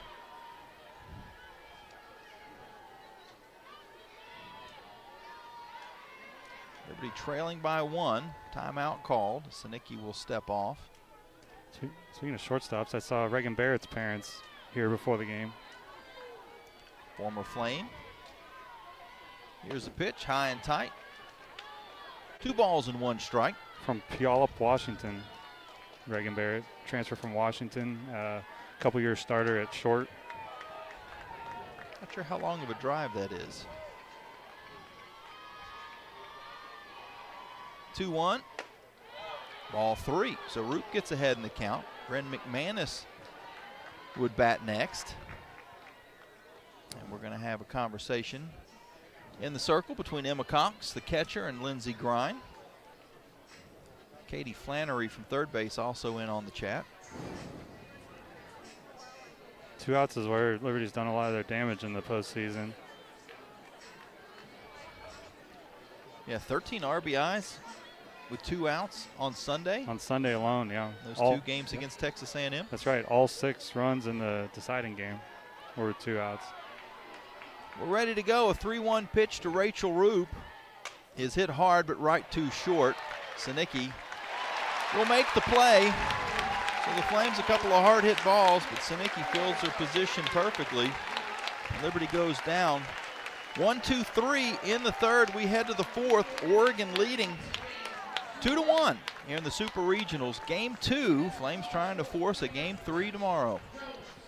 Turn up the heat. Foster Fuels is a proud partner of Liberty Athletics. Foster has been fostering warm moments for 100 years. Headquartered in Brookneal, Virginia, Foster has been providing exceptional propane and gas services since 1921. Stop by one of our 6 showroom locations across Central Virginia to view our wide range of products. From propane to fireplaces and grills to tank installs and tankless water heaters, Foster has it all.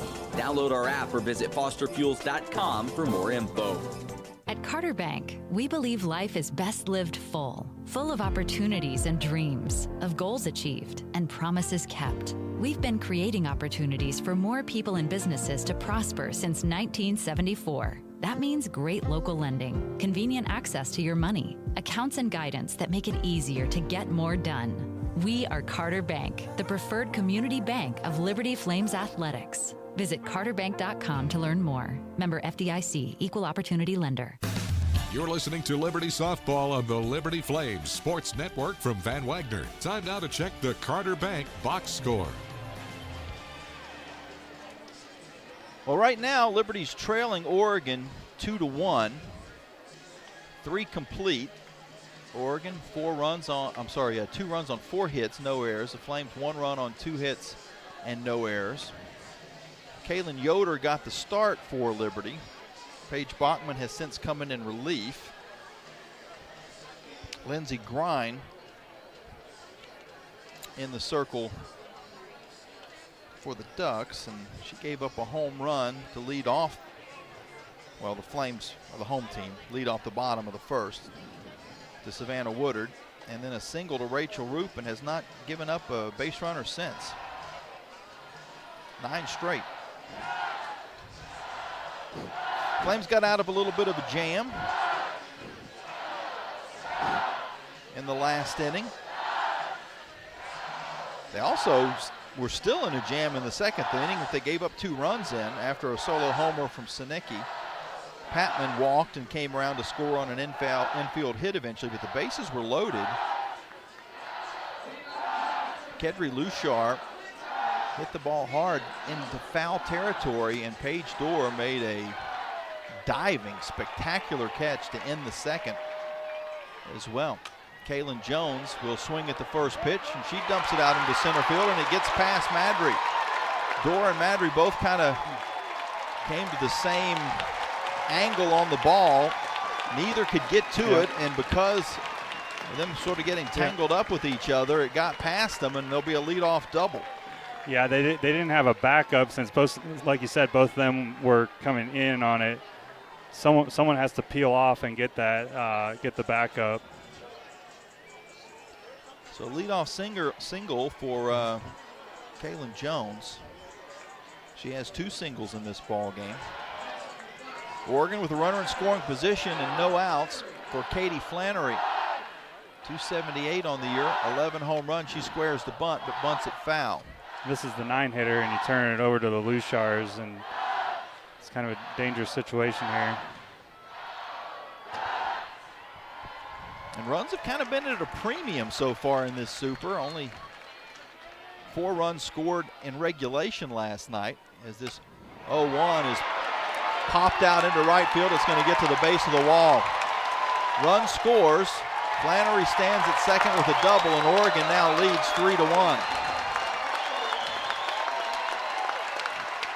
That was that high drop. Coach Richardson talks about that. If she gets it above the knees, it's an easy pitch to hit. Even at 67, she's got to keep that below the knees, does Paige Bachman.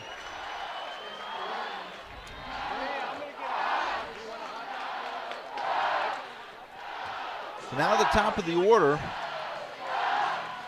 Kai Luchar going to have a conversation. The entire Flames infield will have a chat. I wouldn't be surprised if we see some coaches come out of the dugout as well.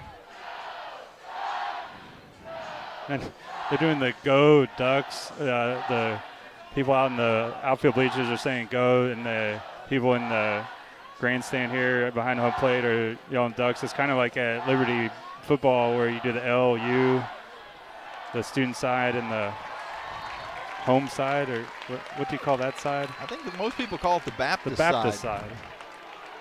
Do you remember which one's L and which one's U? I don't. No, I don't.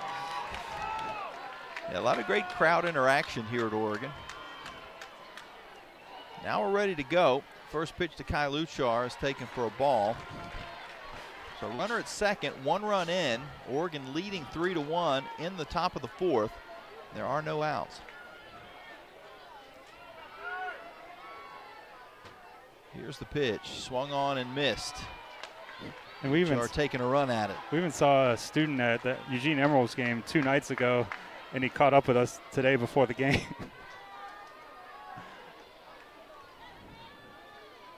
friendly crowd as this pitch is hit back to Bachman. She'll make the play over to McManus, but it does advance the runner, so essentially a swinging bunt.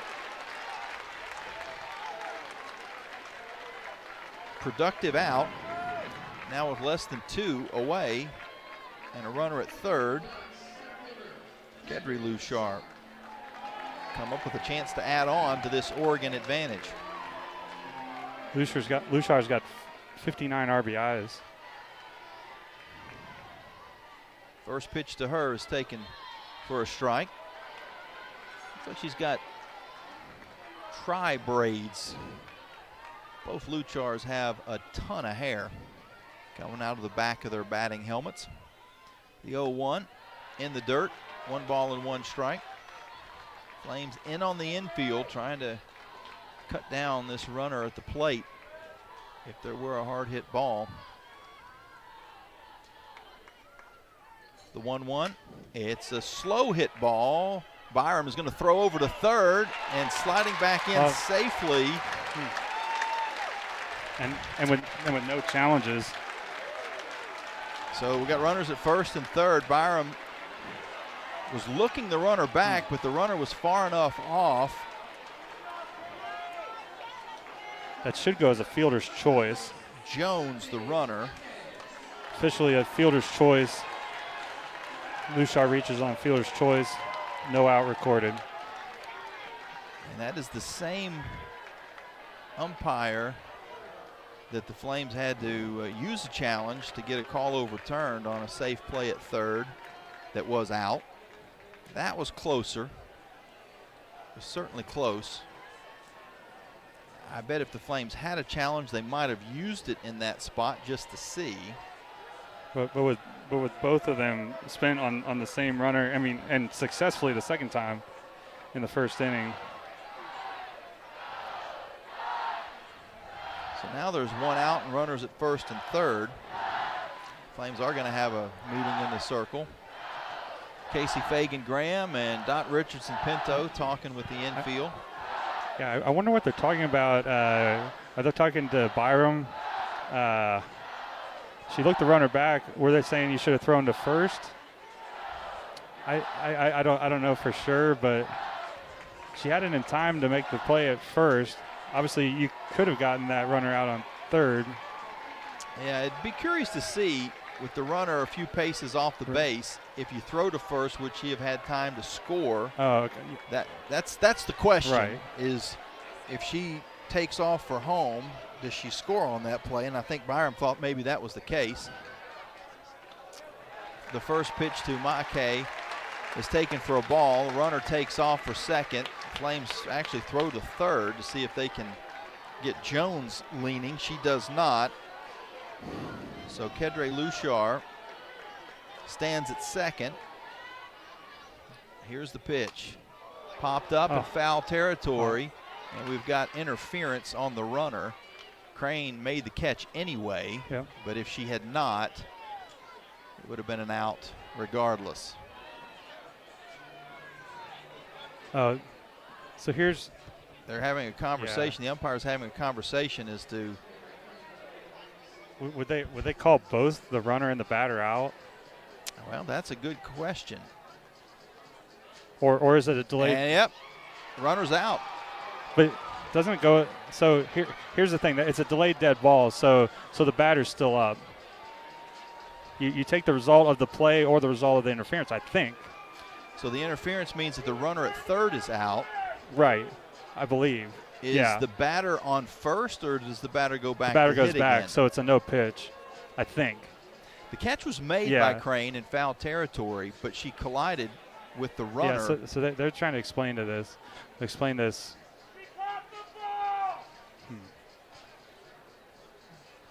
I know on a delayed dead ball, you take the result of the out or the penalty for the interference.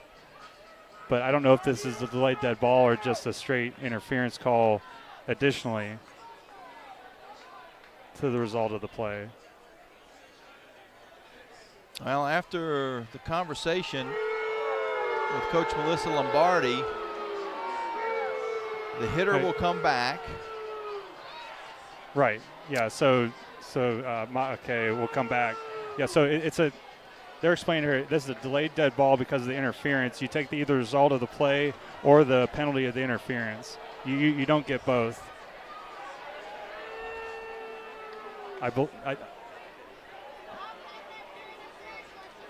So now they're explaining it to Coach Richardson. Correct. So it goes as a no pitch.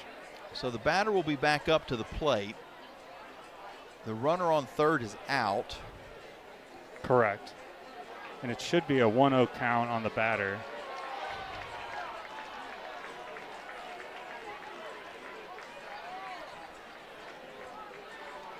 The crowd was upset at the initial call. So they're trying to get the count. I believe it's a 1-0. According to live stats, the foul out was on a 1-0 pitch.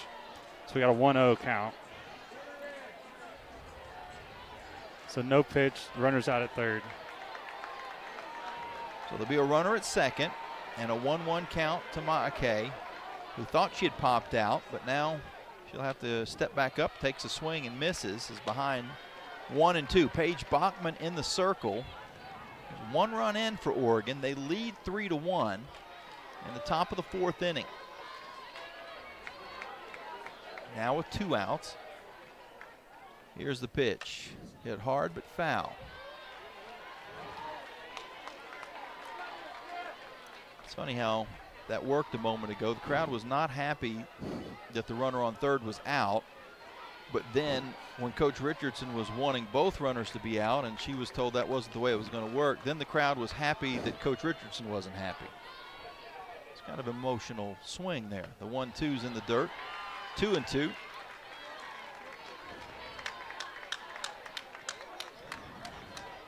Of course, Oregon would have been better off just to have the foul pop out. They'd have runners at second and third with 2 outs instead of a runner at second with 2 outs and a big swing. And just got a piece, did Ma'ake. But the offended team gets to choose which person's out. Because if Oregon got to choose, they'd choose the foul out. For sure, for sure.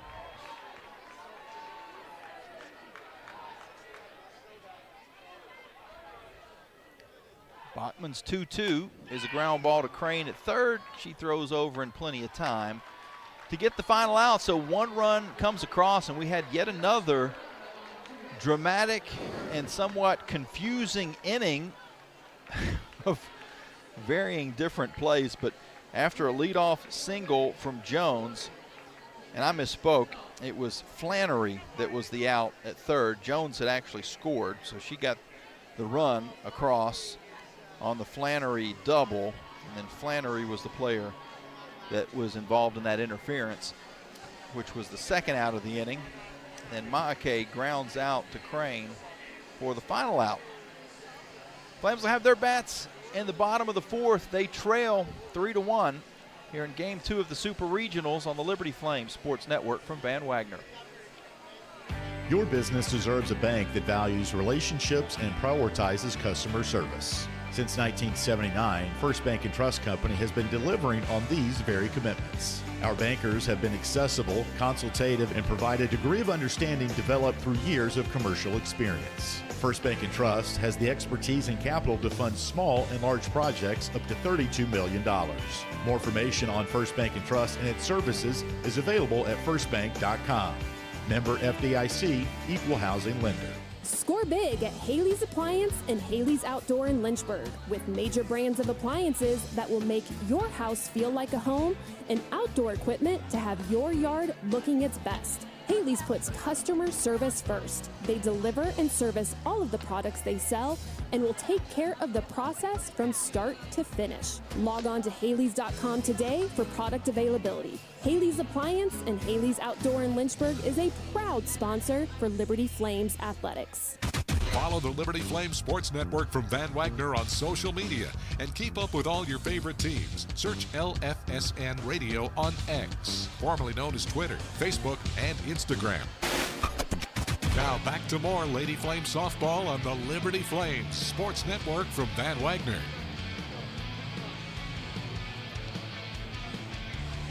3-1 Liberty trailing Oregon. And Joe, if there's some casual softball fans or maybe new softball fans that don't completely understand the rules of the sport,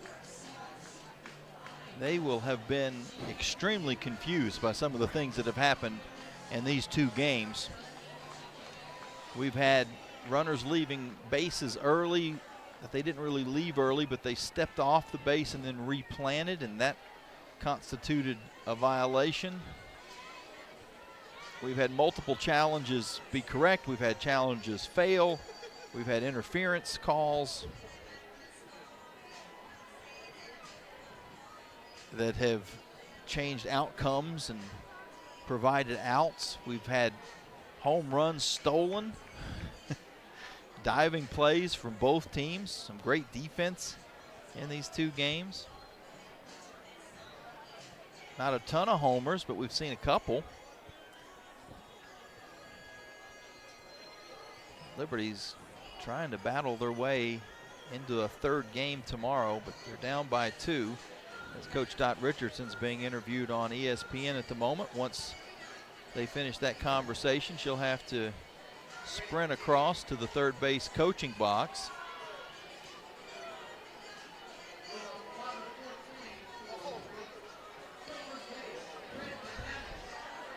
So Coach Dot has all eyes on her at the moment as she does a lap. Now she's ready to go. And the Flames' Bryn McManus is ready to go. Lindsey Grind in the circle for Oregon is high, 65. Beautiful day, just a little bit warm if you're in the sun, and just about everybody on the field is still in the sun, and half of the fans, actually more than half of the fans. This 1-0 is swung on and just got a piece of it. 1 ball and 1 strike. Everybody in the outfield bleachers is in the sun. All the fans on the first base side have the sun coming down on their backs, and a few fans down the third base line. Here's the pitch, ground ball, and scooped up by the pitcher, Grind. She throws out McManus for the first out of the inning. And the standing room only is filled. There's actually a line that the standing room only people are supposed to be standing in front of to keep the rest of the concourse open. I got you. Crowd control. Yep. Goes on top of it. Making sure nobody's stepping across the line. That's kind of like on a bus. This bus will not operate if anyone's standing in front of this red line. First pitch to Alyssa Hinault is taken for a ball. And that includes Olympic gold medalists. Say again? Jade Carey, she was behind the line, and they told her, miss, you have to be behind this line. In front of it? Or in front of it, yeah. She was behind. They said, you got to be in front of this line. 1-0 to Hinault. Checks her swing. Did she go? She did not. 2 balls and no strikes. Jade Carey, Oregon State gymnast and Olympic gold medalist. But here in Oregon, made the trip down from Corvallis. 2-0 is slapped back to the screen. 2 balls and 1 strike. Joe got a picture with Jade Carey. That's correct. You didn't mention to her that, that she's not your favorite, that your favorite is Michaela. Now, who is your favorite? All time, Shawn Johnson. Shawn Johnson, okay. Shawn Johnson. From 08. I was thinking of Michaela Maroney because she had the not impressed face. Yeah. Pitch was fouled back. It's 2-2 with 1 out, nobody on. Flames trailing 3-1 in the bottom of the 4th.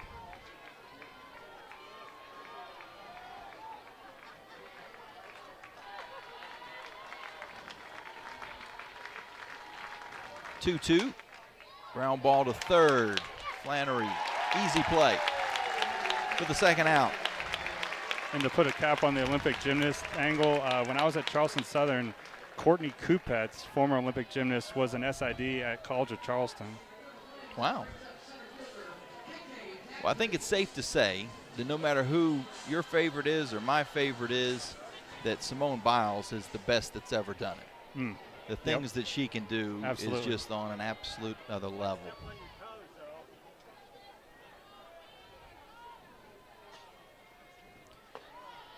KK squares the bunt. KK Madry.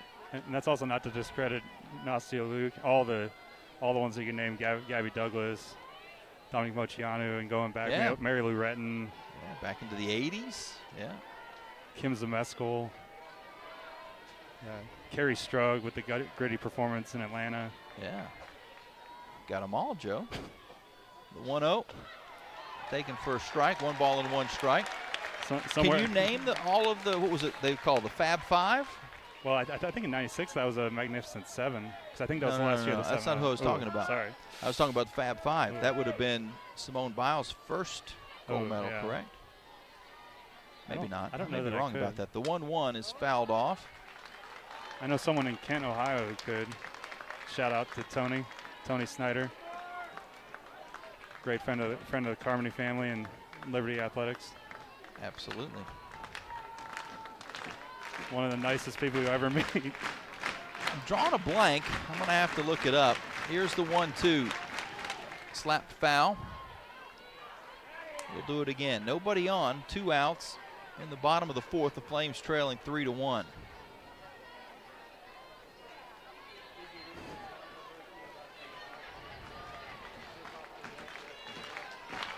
I just remember a joke about that Fab Five that we'll get to if there's another pitch in this inning, as this is slapped foul again. A diving attempt by Kai Lushar in left field, but she comes up empty. Her non-braided hair flying all over the place in left field. Her sister keeps it a little bit more under control in center field with the braids. But I remember that Peyton Manning was hosting the ESPYs and talked about how dominant the Fab Five was. He said, matter of fact, they're so dominant that Kevin Durant is going to join them next year. Durant was not impressed. He was not. The 1-2, swing and a miss. Another 1-2-3 inning. So after the Flames had a homer and a single to begin this ball game, strikeout, strikeout, strikeout, ground out, strikeout, fly out, ground out, ground out, ground out, ground out, strikeout. That's a lot of outs in a row. Grine has been pitching well. That is now 12 outs in a row. The Flames going to have to find some offense. We're going to the 5th inning. Liberty trailing 3-1 here on the Liberty Flames Sports Network from Van Wagner. Move those coffee chains, Flames fans, and go local. Central Virginia's own Ironclad Coffee Roasters and Baking Company is the premier coffee partner of Liberty Athletics. Pay them a visit at one of their cafes in the Richmond area or at the Richmond International Airport. They'll also ship their specialty grade coffee straight to your door. Visit ironcladcoffee.com, that's www.ironcladcoffee.com, to check out the coffee Flames fans are talking about. Curious about the housing market in Central Virginia? The caring, competent, trusted advisors at Carl Miller Realty have over 100 years of combined experience. We are committed to helping clients make informed housing decisions. For a winning game plan and to discover the value of your home, visit carlmillerrealty.com to make your next move a slam dunk with our winning team. That's carlmillerrealty.com. You're listening to Liberty Softball at the NCAA Super Regionals on the Liberty Flames Sports Network from Van Wagner. 3-1, Oregon on top of Liberty as we now go to the 5th inning. Flames in the field, Paige Bachman in the circle. And I looked it up during that timeout, Joe, and I was wrong. This was pre-Simone Biles, but the Fab Five, which was 2012. So that goes back a little further than I thought. That would have been Gabby Douglas. Gabby Douglas, Allie Raisman, Kayla Maroney. Yep. And if you can name the other two, I'll buy you dinner. Oh, I can see one of them. Jordan Weber. Yep, Jordan Weber. 5th one's the toughest. Yeah. I'm not sure how much she actually competed. Was it Sacramone? No. So now you have to buy me dinner. Sacramone was in 08. Kyla Ross. Kyla Ross. But very good getting Jordan Weber. That's very good, a very good pickup. They were called the Fab Five. They later kind of changed it. They wanted to be known as the Fierce Five. Fierce. And then I think it was the next year was the final 5. Well, didn't it go down to 4 at some point? Yeah, so I think the last year of 5 Was was 16? 16, and that was the final 5, I think is what they called them. And then it went down to 4. But Magnificent 7 was 96. Bachman's first pitch to Sinicki is taken for a ball.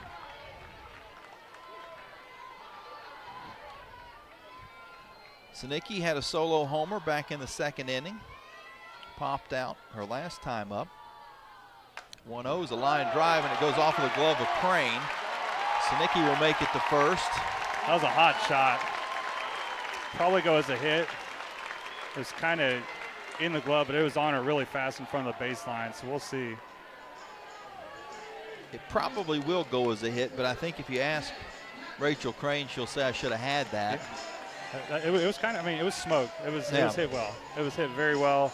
But every fielder thinks that if they get their glove on it, they should have caught it. Yeah, 45, 50 feet away. That's a.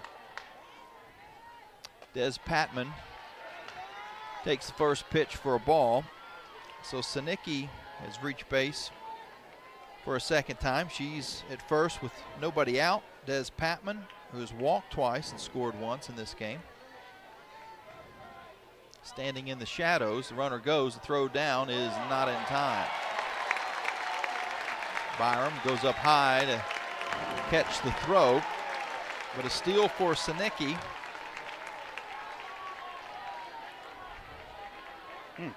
30 steals on a season for Sinicki. They do have over 170 for the season, I believe. Yeah, that's Sinicki is second on the team. The Luchars, Kai with 58 and Kedre with 28. Escobar warmer in the bullpen. Bachman now behind in the count, 3-0. Runner at second.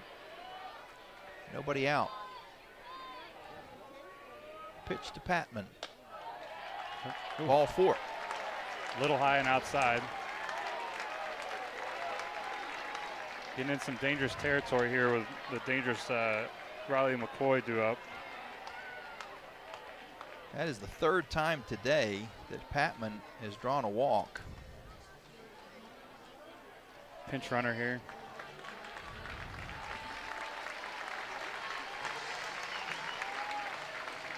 Pinch runner coming in also with a ton of hair, so much so that you cannot see her number at all. Looks like, or it sounded like the home plate umpire said 11, and that would be Ayanna Shaw. She actually was in the starting lineup last night. Batted 9th, I believe. Batted 9th. Yeah. Played right field.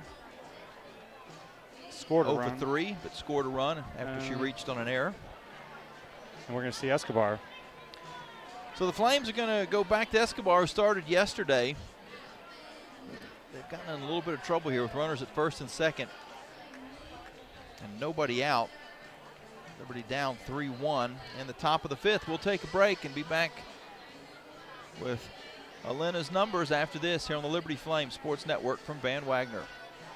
Flames Nation, this is Liberty softball head coach and proud Flames Club member, Dot Richardson. I want to take this opportunity to invite you to join me in supporting Liberty Athletics' mission to train champions for Christ on and off the field. Your support directly impacts our student athletes and is a valuable part of our team. Membership starts at just $75 and comes with great benefits like access to premium seating, hospitality, and parking privileges. Join today. Visit libertyflamesclub.org. You're listening to Liberty Softball at the NCAA Super Regionals on the Liberty Flames Sports Network from Van Wagner.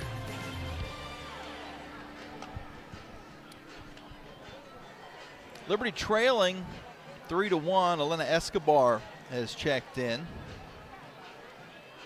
Escobar was the starter yesterday.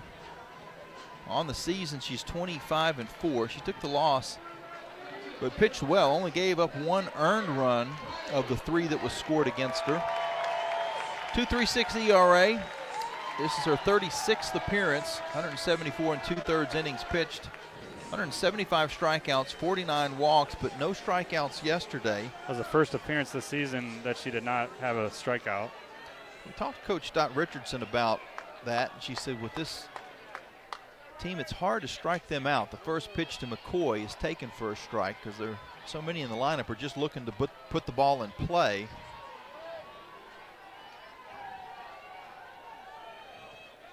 Riley McCoy, 397 hitter. Takes one high, 1 ball and 1 strike. Escobar only has 4 losses this season. They're all to nationally ranked teams at the time. Missouri, Duke, Virginia Tech, and now Oregon last night. She's giving it all, and she's certainly not 100%. The 1-1 popped back and foul into the netting. 1-2. Runner at first and second, and nobody out. Oregon leading 3-1. They got 2 in the second, 1 in the fourth. The Flames had a run in the first on a solo home run by Savannah Woodard. Have not been able to solve Lindsey Grind since then. The 1-2. Strike 3 called. Yep. Outside corner, painted it perfectly. And that's 1 down and a huge strikeout for Escobar.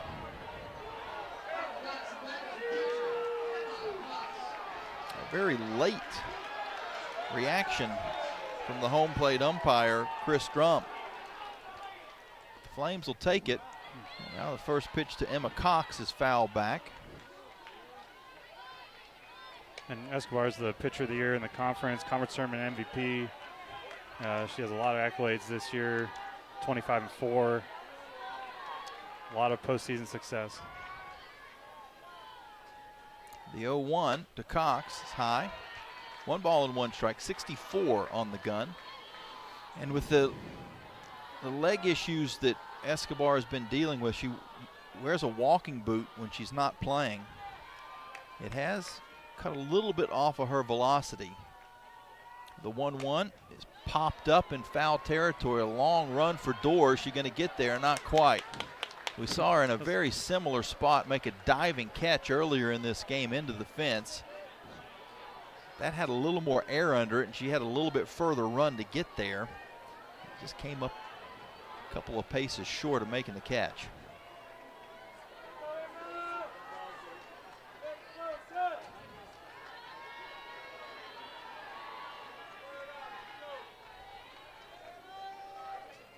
Now the 1-2, hit hard to left field. That's not coming back. Almost over the netting that protects the left field wall. And that netting is probably 30 feet up. Absolute blast has opened this game up. Oregon leads 6-1.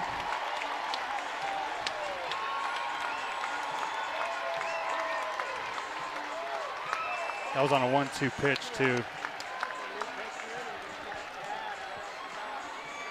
So Emma Cox with the home run. Second homer of the game for Oregon. Cox with her 8th of the season. And Liberty now is going to have a hole to dig out of. They trail by 5. Kaylin Jones takes the first pitch for a ball. Bases are empty, and there's still only 1 out.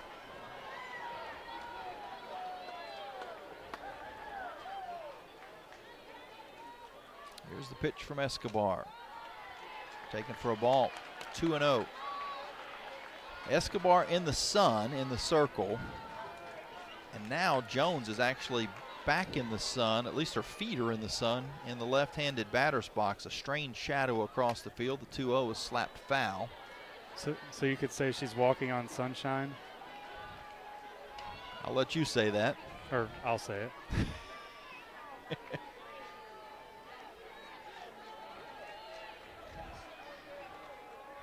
Joe busting out the dad jokes. Ground ball, base hit right field. Cox is able to pound that into the dirt. Gets over the head of McManus. So the inning continues. Runner at first with 1 out. That's what makes Oregon so dangerous. They can play small ball, but they can also leave the yard. They got over 80 home runs on the season, over about 170 stolen bases.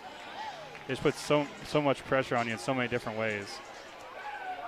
Well, we've seen several times in this postseason that the Flames had their backs against the wall, and they've been able to battle out of it. This is as big a hole as they've ever found themselves in, though. They've been down by 4 on a couple of occasions and gotten out of it, but not 5.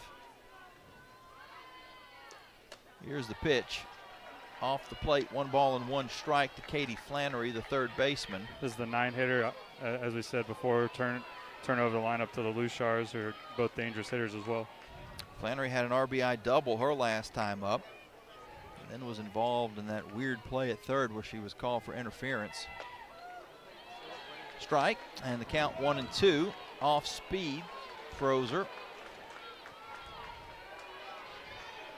Jones is at first. 3 runs in for Oregon.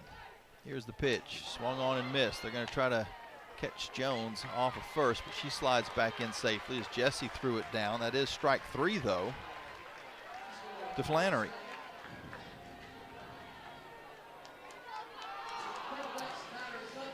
So the second strikeout of the inning for Elena Escobar.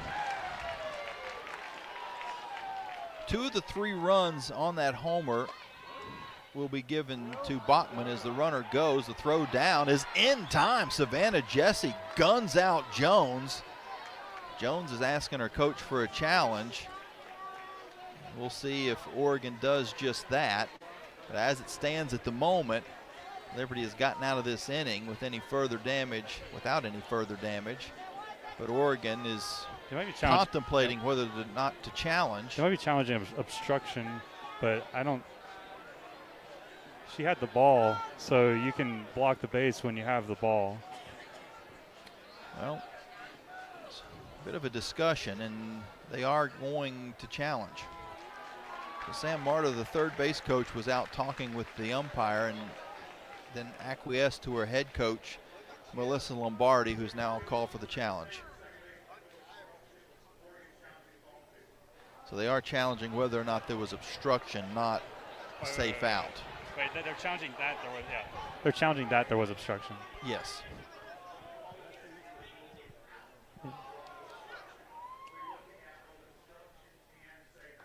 Yep.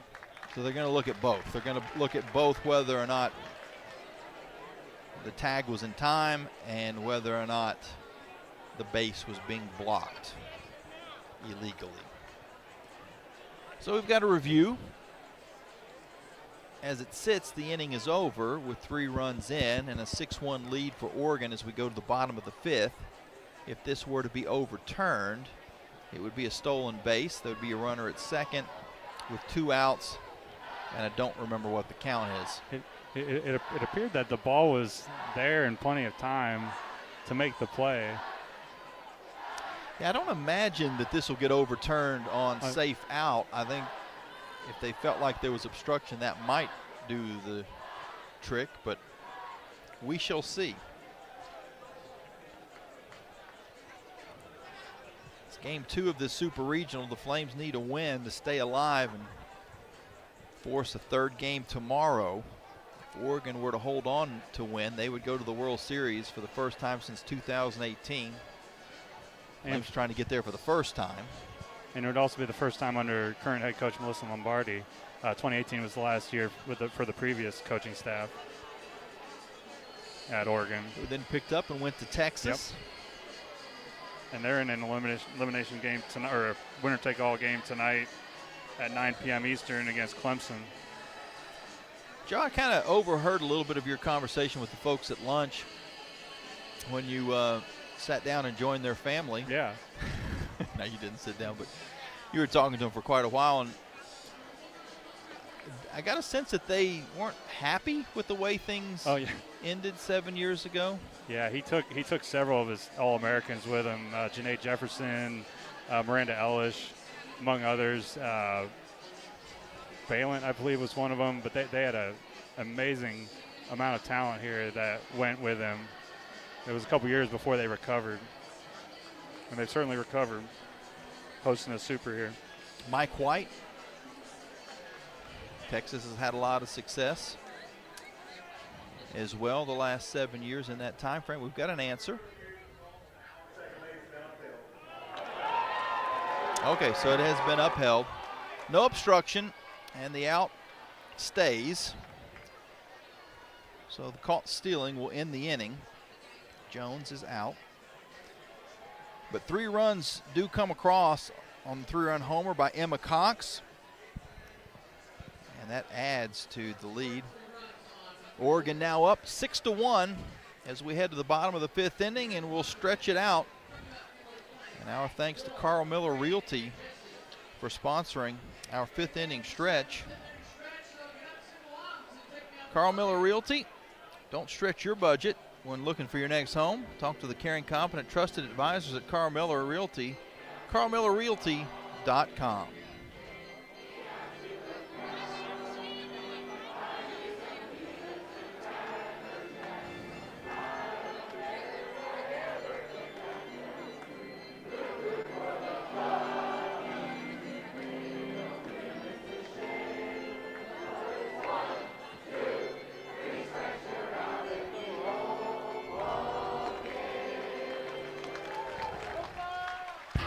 Owned and operated by a Liberty alum, Larry's Tire and Auto Repair offers complete auto service, including tires, preventive maintenance, and more. Larry's Tire carries all major brands and is open from 8 a.m. to 5 p.m. Monday through Friday. Larry's Tire has 2 locations in Lynchburg and at Able Tire in Concord. And coming soon, Larry's Tire will expand to a new service center in Forest. More information on Larry's Tire is available at larrystireservice.com. Lynchburg Nissan has been serving the community for 28 years and is now offering rates as low as 2.9% and savings as big as $6,000 off MSRP. Lynchburg Nissan, offering extraordinary service, and where buying is made easy. Home of the million-mile warranty. Nobody beats our prices. Nobody. You're listening to Liberty Softball at the NCAA Super Regionals on the Liberty Flames Sports Network from Van Wagner.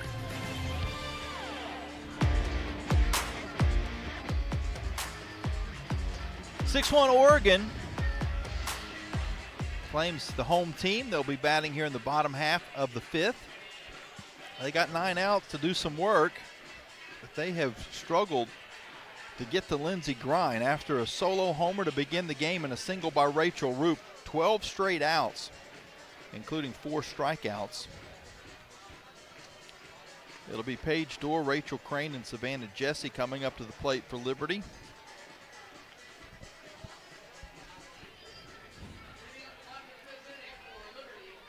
Dorr grounded out to first her last time up.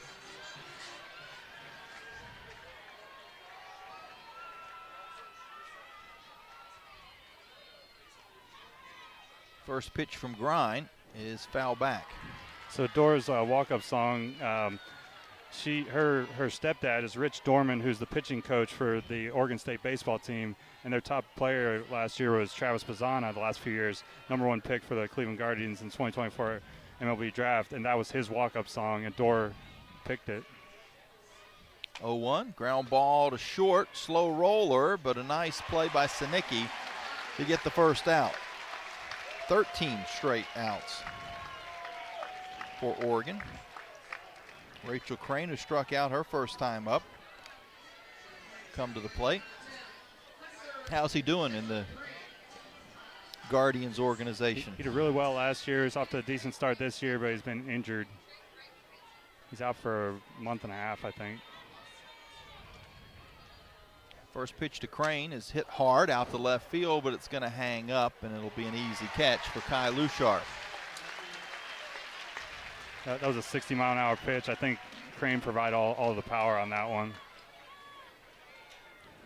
Medium deep left. So now we're 14 straight outs for Oregon. Savannah Jesse, right-handed hitter. First pitch to her is fouled off. Excuse me swing. over towards her own dugout. Flames in the first base dugout, Oregon in the third base. A full house here at Jane Sanders Stadium.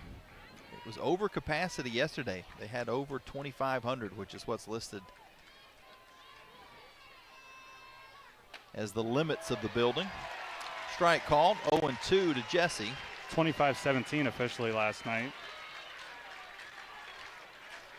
I don't see any empty seats, and there's a lot of people standing on the concourse. 0-2 from Grind, hit to short, to a second. Easy play for Jones. She makes the catch for the final out. 15 straight batters have gone down for the Flames. That soft liner finishes off the fifth. We head to the sixth. The Lady Flames are trailing 6-1 here in Game 2 of the Super Regionals. Liberty needs a win to keep the series alive and play tomorrow.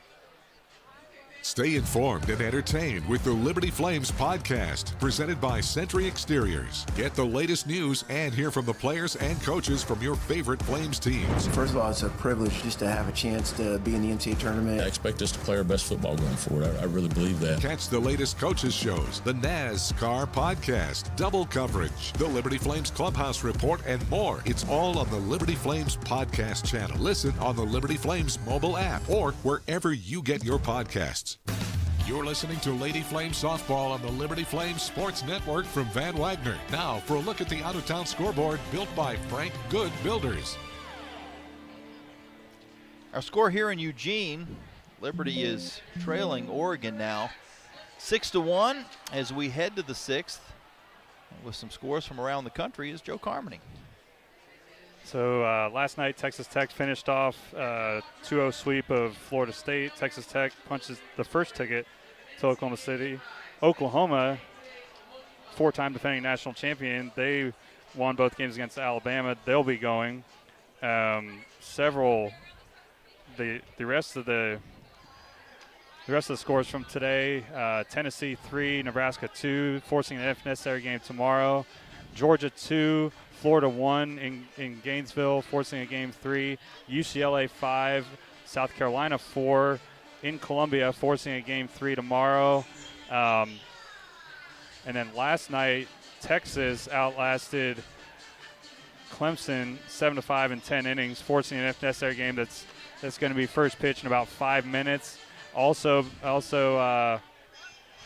first pitch in about 5 minutes is game 2 of the Arkansas Super Regional. Ole Miss took game 1 last night 9-7. Arkansas looking to push that to a third game. So several, if necessary, games becoming necessary. Well, the Flames need to score some runs. They'd like to do the same. They don't want their season to end. First off, they're going to have to get out of this sixth inning. 1, 2, 3 batters due up. Yeah, with the toughest part of the lineup for sure. So much speed in those first two spots, Kai Lushar and Kedre Lushar. And then you get to the power. His first pitch is slapped back for a foul ball. Lena Escobar came in the last half inning, or I should say an inning ago, and gave up a home run. Got a strikeout to start off. Had runners at first and second. This pitch is high and outside. Got a strikeout of McCoy, but then a 3-run homer to Emma Cox. 2 of those runs went to Bachman, and Escobar with 1.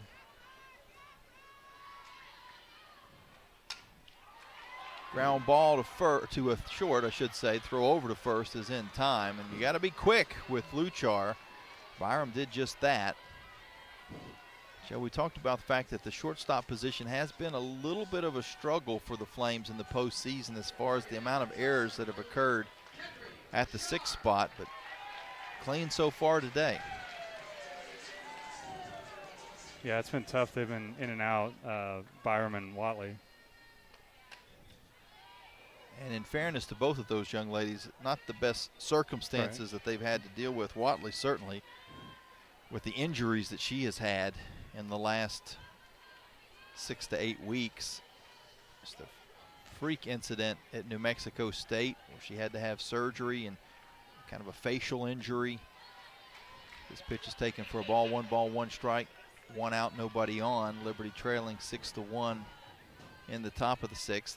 Then after she got back from that, played a game against UVA and got banged up again and had to miss some more time. Swing and a miss for Kedre Lushar. Yeah, you always have to be ready in any sport when your number's called. Byram has had to come in and out of the lineup herself as this pitch is sent foul and out of play. And we've seen McManus have to move from DP to first in the postseason. Yeah. So Roberts yep. not being available. Yep. Hinault getting some more at-bats in that DP spot. Rachel Crane is certainly not 100%. She's playing with a shoulder injury. The 1-2 popped up out into shallow left field. Who's going to make the play? It's Dorr. Dorr in foul territory calls off Byram for the out.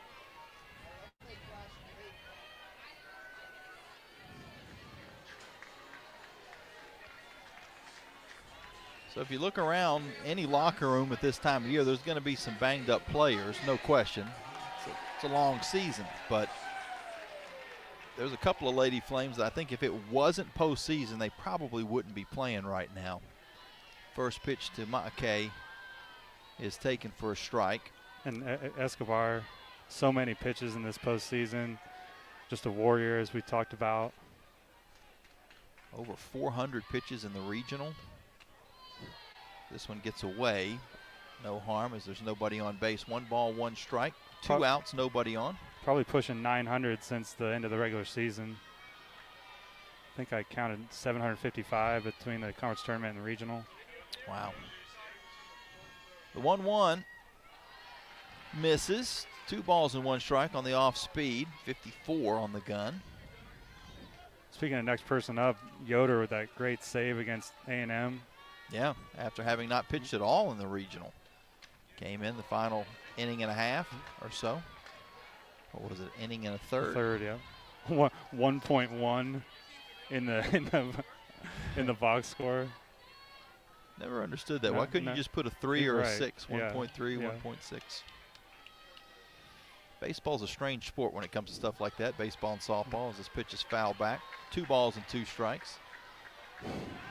Yeah, I never understood that. It's 1.1 and 1.2 innings pitched. The maths don't add up on that. No, it doesn't. I guess if everybody knows what you're talking about. 2-2's popped up. Shallow center field. Madry comes in and makes the catch. So the Flames, a quiet top of the 6th in the field. They're able to take down Oregon 1-2-3. Flames need to score some runs. They've got 6 outs to do it. They've got to solve Lindsey Grine. Flames down 6-1. We'll be back. Liberty's at bats after this on the Liberty Flames Sports Network from Van Wagner.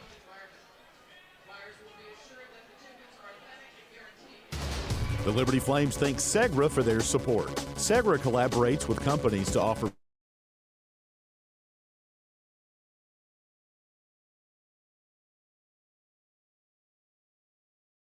solutions across a fiber network that spans 28 states in the U.S. and is headquartered in Charlotte, North Carolina. They can be reached at Segra.com or 833-GO-SEGRA. Segra, a proud partner of the Liberty Flames Sports Network from Van Wagner. Flames Nation, this is Liberty Softball head coach and proud Flames Club member, Dot Richardson. I want to take this opportunity to invite you to join me in supporting Liberty Athletics' mission to train champions for Christ on and off the field. Your support directly impacts our student athletes and is a valuable part of our team. Membership starts at just $75 and comes with great benefits like access to premium seating, hospitality, and parking privileges. Join today. Visit libertyflamesclub.org. Get the latest on your favorite Flames team with the Liberty Flames podcast. Just search Liberty Flames wherever you get your podcasts or go to libertyflames.com. This is Lady Flames Softball from Van Wagner on the Liberty Flames Sports Network.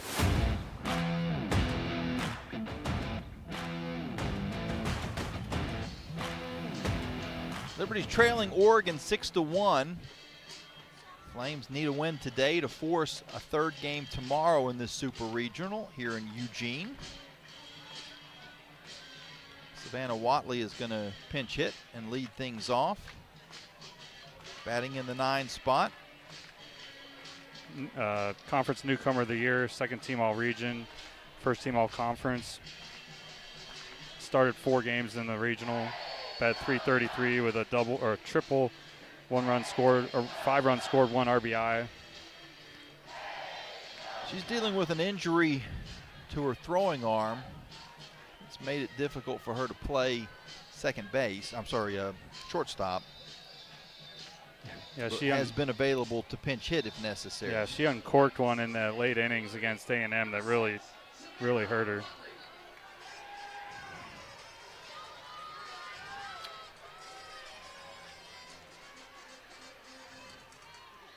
So Watley, the left-hander, facing off against Lindsey Grind. The first pitch is taken for a ball. Grind gave up 2 base hits to begin the game and has not given up a hit since. Hasn't given up a base runner since. 15 straight outs. The 1-0, big swing, but Watley came up empty. Watley was one of 2 Oregon State transfers, and both of them had TV interviews on the practice day on Thursday. Local TV here in Eugene.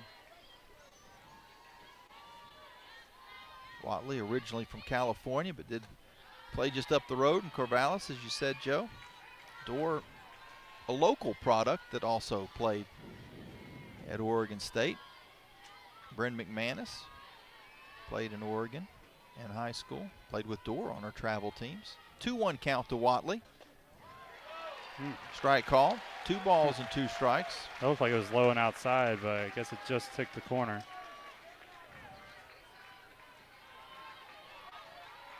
Watley slides back into the batter's box. The 2-2 slap foul. And Watley and Woodard, who's on deck, those 2 have both started games in the Women's College World Series. Watley in 2022 with Oregon State, Woodard in 2021 with Alabama. She was flexing that elbow after that last swing, was Watley. Definitely not a good sign. She's got a tape job on the elbow. Here's the 2-2. Hit it foul. Yeah, she's grimacing again. And I think she's going to have a conversation with the Flames athletic trainer, Michael Worthy, who comes out of the dugout. It's a 2-2 count. So the question would be, if she doesn't feel like she's going to be able to finish this at bat, Flames would have to then re-enter Byram. And she would inherit the count with Byram. So the discussion is ongoing as to whether or not Watley's going to be able to continue with this at bat. You can tell she wants to. And it looks like that's going to be the result. No change. Watley still flexing her right elbow.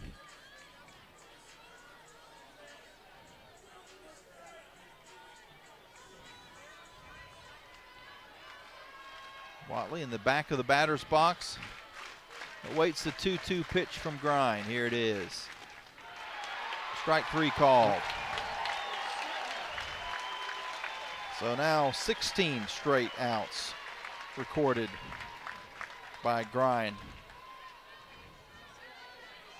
These are the two batters with hits so far this game for the Lady Flames, Woodard and Roop. Savannah Woodard, a solo home run in her first at bat.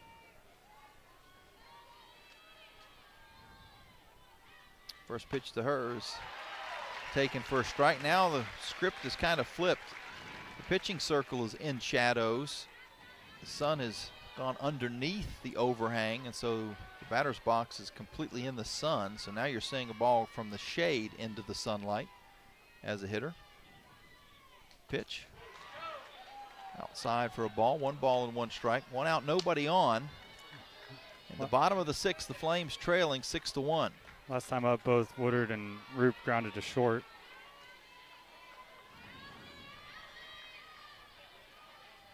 One pitch from Grind. Swung on and missed. 1 ball and 2 strikes to Woodard. Flames wearing the all navies with red stirrup socks. Here's the pitch. Swung on and missed. Back-to-back Ks for Grind, and she continues to cook. And So, Joe, you said it, after she gave up the home run and then the single, when she had those next 2 strikeouts, she was pretty fired up, and she has rolled since then. She did not play well yesterday. 3 walks and no strikeouts in her 2 innings pitched. Gave up a couple of hits as well. Rachel Roop with nobody on and 2 outs. Big swing but came up empty. And that's kind of the game within the game, because Lady Flames really felt they had a good game plan for Grind, and then sometimes it's kind of a chess match. You know, you're seeing what they're going to do, and then you do something opposite. Flames are going to have to find some offense quick. Here's the pitch. Outside for a ball. 1 ball, 1 strike. There's 2 outs and nobody on. In the bottom of the 6th inning, Liberty trailing by 5. If Oregon wins, they go to the World Series. The 1-1. Strike called. There must be a pitch sequence that's a little different than what they're used to seeing from Grind. A little bit more off balance this game than yesterday.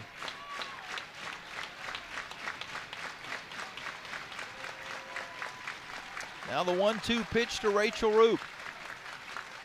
Checked her swing. Did she go? She did. 3 straight strikeouts for Grind. 1-2-3. The Flames go down in the 6th inning. Same thing happened. 3 strikeouts in the 1st inning after Liberty had scored a run, the only run they have in this game. 7 total strikeouts. 8 now total strikeouts for Grind. And the Oregon faithful doing and the Bachman sisters doing the shout as we head to the break. We go to the 7th. Liberty trailing 6-1 here in the Super Regionals on the Liberty Flames Sports Network from Van Wagner. At Carter Bank, we believe life is best lived full of opportunities and dreams, of goals achieved and promises kept. We've been creating opportunities for more people and businesses to prosper since 1974. That means great local lending, convenient access to your money, accounts and guidance that make it easier to get more done. We are Carter Bank, the preferred community bank of Liberty Flames Athletics. Visit carterbank.com to learn more. Member FDIC, Equal Opportunity Lender. You're listening to Liberty Softball on the Liberty Flames Sports Network from Van Wagner. Time now to check the Carter Bank box score.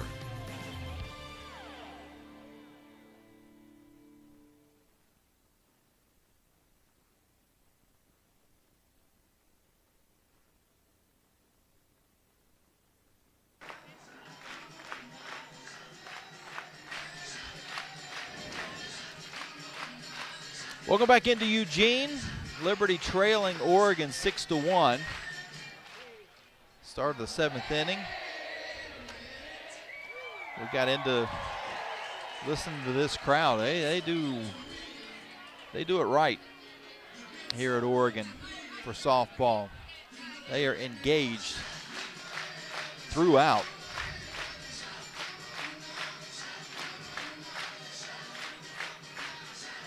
I guess this is a tradition that kind of got started with football.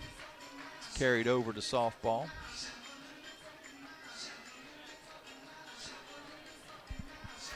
Oregon 6 runs on 9 hits, no errors. The Flames 1 run, 2 hits, and no errors. Flames had 2 hits to begin the game, 1 a solo homer by Woodard, and they've not got a runner on since. 18 straight outs, including 3 strikeouts in a row for Grind.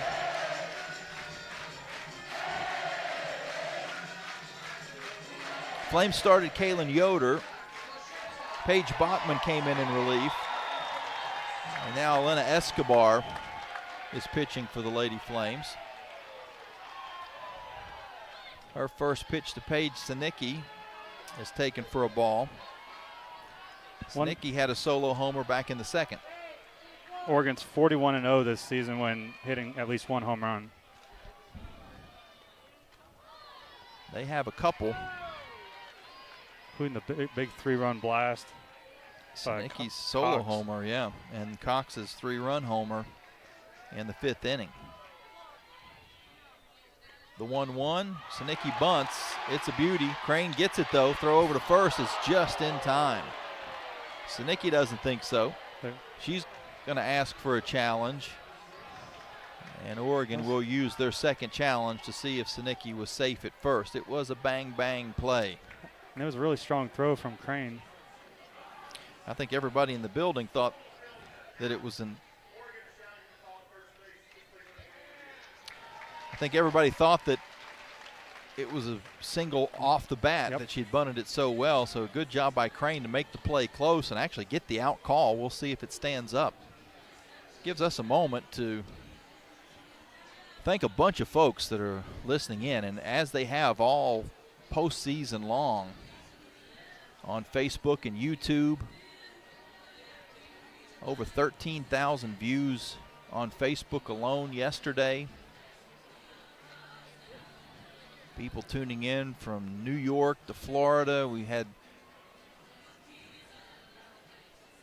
Alaska and I think Australia yesterday, today, Oklahoma, New Jersey. I'm just scrolling down trying to catch as many as I can. New Mexico, Nebraska, Washington, Montana again, Louisiana.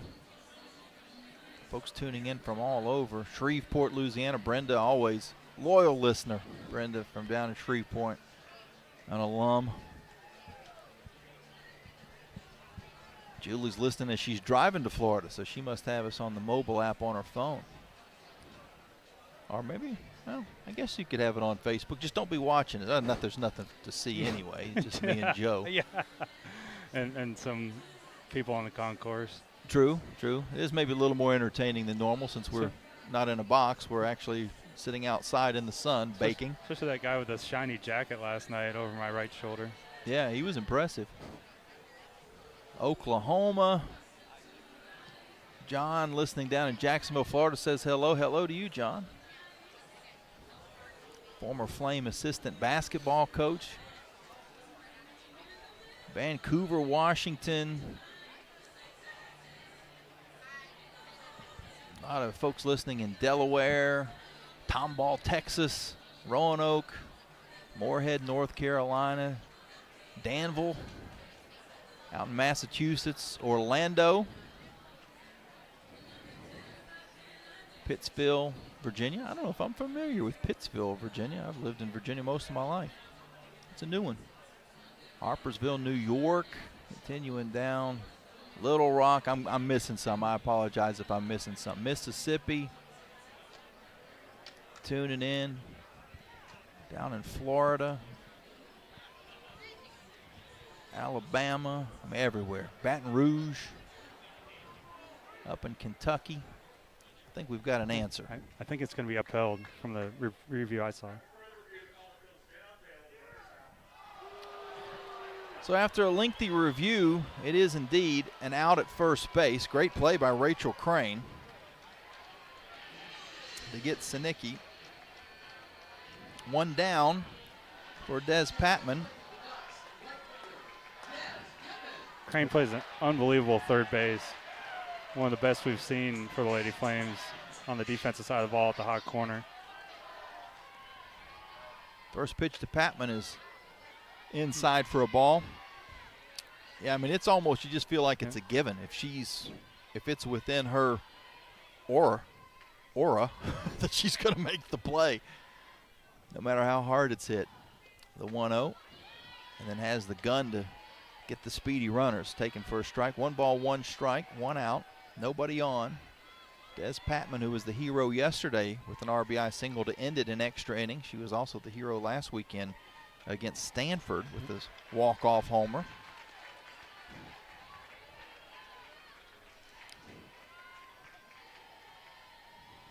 Oregon on top, 6-1.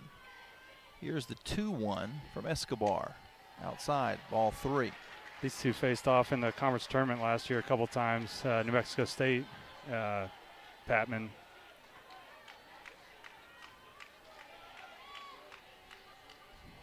(3-1), check swing.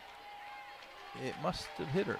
Did it hit her? Or no, they're going to say that it was ball 4, and they checked to see if she swung, and she did not on appeal. So with 1 out, that's a walk.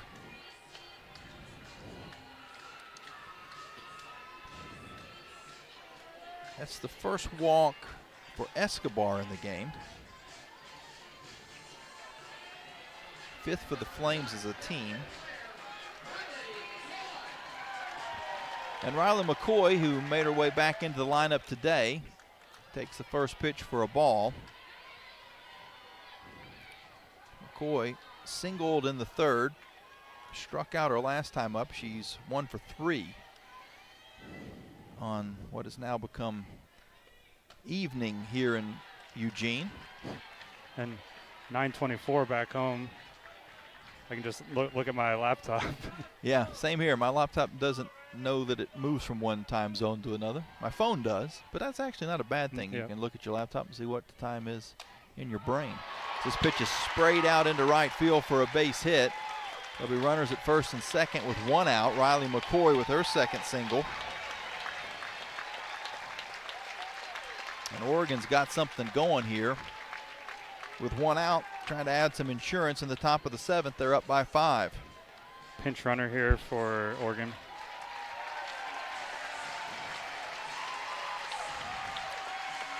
It's hard to see the numbers on in these white unis. Yeah, all white uniforms for Oregon.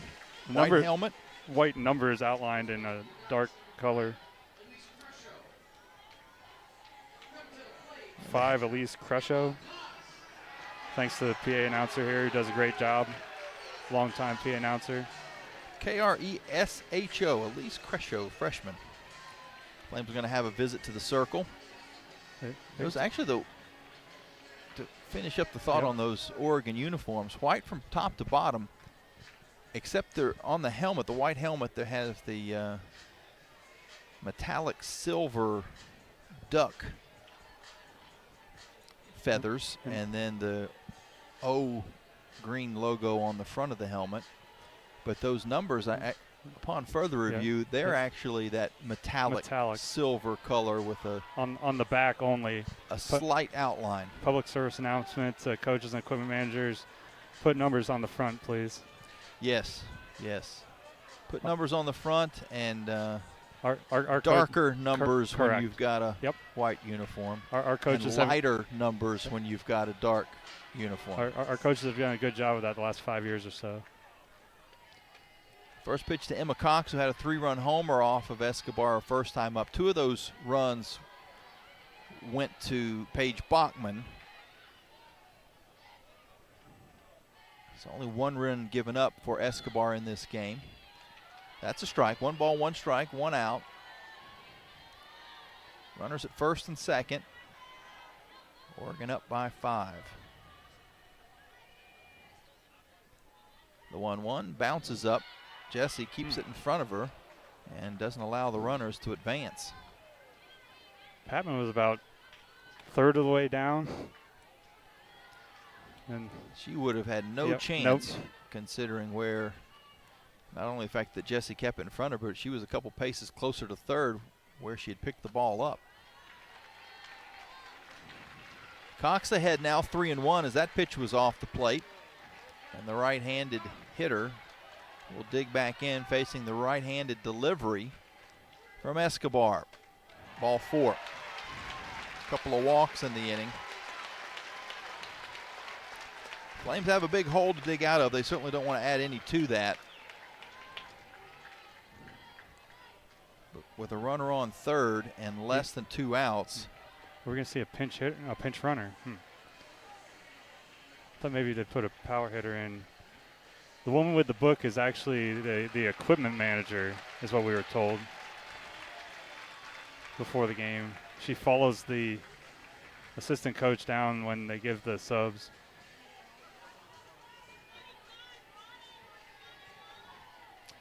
So we got a new runner at first. Presley Lawton, 25. So Lawton stands at first. The bases are loaded with 1 out for Kaylin Jones. 3 for 3 so far, double and 2 singles. First pitch to Jones is taken for a ball. Escobar having a hard time finding the zone at the moment. She's kind of dropped a couple in there on the hits today. Here's the 1-0. Strike caught. 1 ball and 1 strike. I wasn't sure whether they would go to the bench for a power hitter for the bases loaded. But she's 3 for 3 today, so. Yeah, it's tough to pinch hit for somebody 3 for 3, and here we go. She's able to slap it out into left field for a base hit. 1 run scores. Dorr gets it in quickly, so the bases will stay loaded with 1 out. For the 9-hitter Flannery. You'd love to have a double play here. And is she trying to institute a challenge here? Or ask for them to initiate a challenge? Or review, I'm sorry. Dot Richardson has talked to the home plate umpire.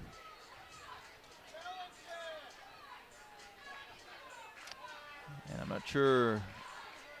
We're going to have a visit to the circle for sure, but I'm not entirely sure what the first part of that was. Looks like Dana Allen's coming in. So we do have a pitching change for the Lady Flames. Elena Escobar, barring a Flames rally in the 7th, is checking out for the final time. What a career for Escobar in 2 years here. Over 40 wins, 25 this year. Warrior all the way, a bunch of wins over top 25, a bunch of postseason wins. Hopefully this isn't it, but if it is, she's done a great job since transferring from North Alabama. You just couldn't ask for anything more than what she's done for this team, and certainly not at 100%. And you look at the top 10 list, and she's ahead of some really good pitchers in career victories, including Emily Kirby-Nagel, amazingly. She's in the top 10 in only 2 years for career victories, so it's pretty impressive. Yeah. Just I mean, and only 20 losses against those 41 wins. You know, that's. And you talked about earlier how the fact that all of her losses this season have been against Power 4 schools. Yeah, and, you know, she just gives you a chance in every game, gives you everything she has until she doesn't have any left, and as we saw in that A&M game. Yeah, if she squares off against a conference opponent, she just doesn't lose. No, she's 12-0 this year in conference. 0.34 ERA in the conference tournament. You know, just conference tournament MVP. 3-0 in regionals against A&M. Does what she has to do.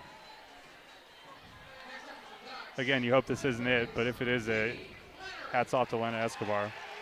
Dana Allen, who checks in, she's 2-1 on the year, 1.70 ERA. This is her 9th appearance, 24 2/3 innings pitched, 30 strikeouts, 10 walks. Allen was on the Softball America freshman watch list. First pitch to Flannery is outside for a ball. She saw some action in the Jacksonville State game at the conference tournament. 5'4" freshman from Charlotte Courthouse, Virginia. The 1-0 off the plate, nowhere to put her. Bases are loaded, 1 run already in for Oregon. They lead 7-1 in the top of the 7th in game 2 of this Super Regional.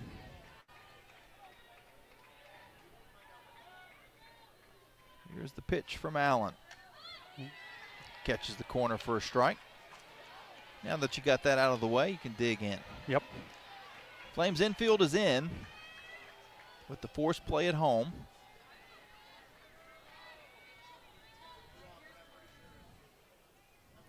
Two-one.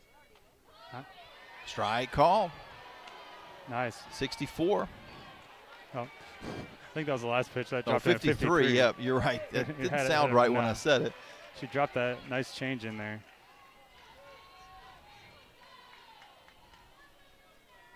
Now the 2-2. Outside ball 3.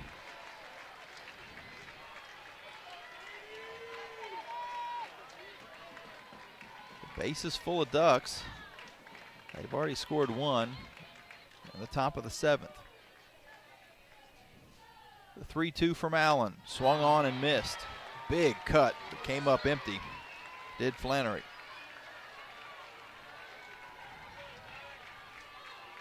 She had 8 strikeouts in a one-hit shutout against Hofstra on February 23rd. Only gave up 1 hit to Auburn in 5 2/3 innings with 6 strikeouts on February 16th.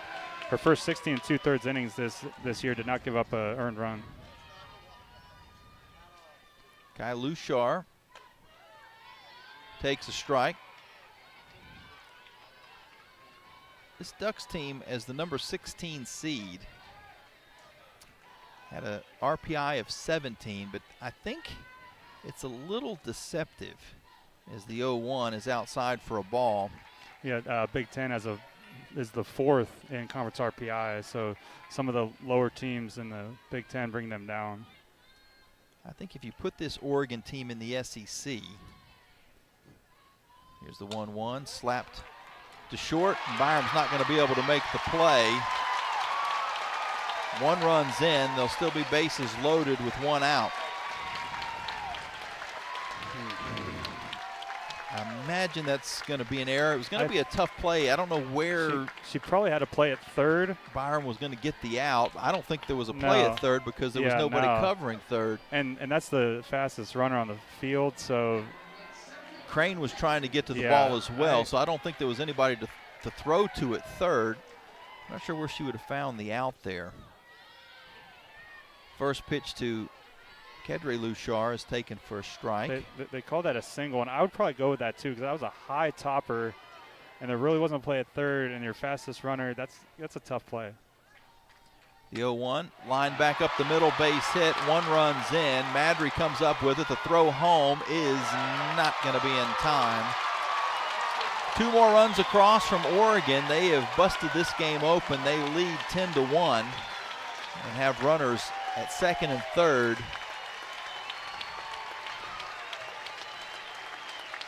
With 2 outs.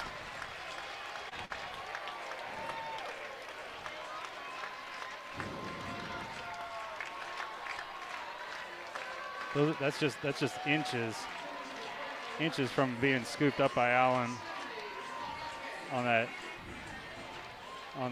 ball up the middle. Now Stephanie Mackay with 2 runners in scoring position, but 2 outs. 4 runs in, extending out this Oregon lead to 9.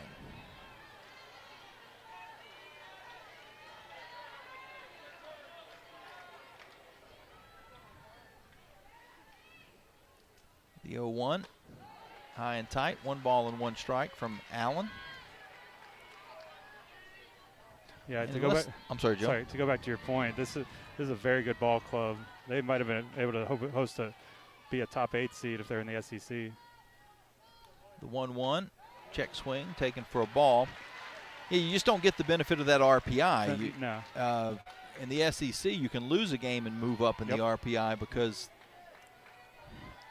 it's not the best system. Because when you start playing each other, you know, it's hard to really gauge how good a team is. But in the non-conference, when you have some SEC teams playing some Big Ten teams and so on, and ACC teams, that's where you have to really kind of gather in who's the better teams. A 3-1 count to Mackay. She takes ball 4, so they're loaded again. Yeah, and you take a look at Oregon's schedule. They took 2 out of 3 against UCLA. won both against Florida State, beat Tennessee, beat Missouri. 2 out of 3 against Stanford this past weekend. A lot of top 25 wins on their docket. Paige Sinicki homered earlier in the game. As the base is loaded with 2 outs, takes the ball low. So again, if there was a vote more so than if it was about a computer making the decision, I think a lot of people would think this is a top 10 team for sure. Instead of one that just squeaked in as the last host in the regionals at 16. Correct. The coaches poll had them at 6 going into the postseason. The media poll had them at 10. You know, so like you said, top 10 team with the eye test. Here's the 1-1, popped out into right field. It's going to be at the wall and over the head of Roop. Hits the base of the wall. That's going to clear everybody. 3-run score. Sinicki slides into third with a triple. And Roop just not quite able to make the play. It stayed in the ballpark. It hit just at the bottom of the wall, about 205 feet out. But Roop couldn't get her glove to it. Goes over her head. And she made plays like that all year. That over-the-shoulder catch was just, like you said, just out of the reach. Oregon now leads 13-1, and when people look at the box score, unless the Flames just have a massive comeback in them in the bottom of the 7th, they're going to think that this was a lopsided series, and it really wasn't. No. First pitch to Patman. She's swinging to try to hit it to Corvallis. And you talk about the Lady Flames, the first 2 batters get hits. That solo home run to start, Roop with a single, but then nothing after that. Next 18 batters sat down by Lindsey Grime. The 0-1 taken for a strike. And even into the middle innings, it was a close ball game. When you're looking at 7-1, you still got a shot, but now, like you said, it's going to take a huge, huge comeback with this 7th inning.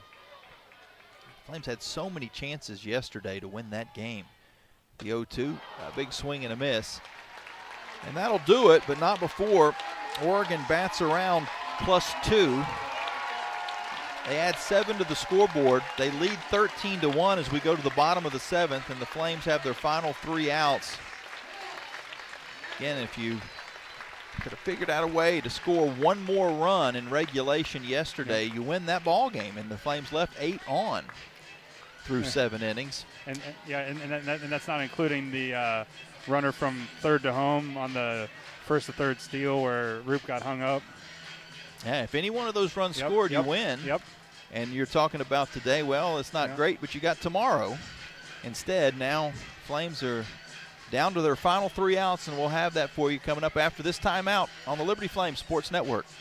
Stay informed and entertained with the Liberty Flames podcast, presented by Sentry Exteriors. Get the latest news and hear from the players and coaches from your favorite Flames teams. First of all, it's a privilege just to have a chance to be in the NCAA tournament. I expect us to play our best football going forward. I really believe that. Catch the latest coaches shows, the NASCAR podcast, double coverage, the Liberty Flames Clubhouse Report, and more. It's all on the Liberty Flames podcast channel. Listen on the Liberty Flames mobile app or wherever you get your podcasts. Hi, this is Alan York, asking you to join the team as a member of the Flames Club. As a Flames Club member, you can make a difference by directly contributing to the success of Liberty Athletics. The Flames Club's mission is to raise the financial support needed to provide our coaches and student athletes with the resources to compete for championships. Membership levels vary and begin at just $75. Some gifts may even be tax deductible. When you join the Flames Club, you're truly investing in champions and championships. Join today at libertyflamesclub.org.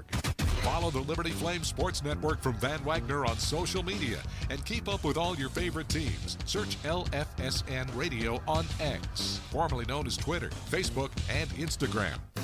You're listening to Liberty Softball at the NCAA Super Regionals on the Liberty Flames Sports Network from Van Wagner.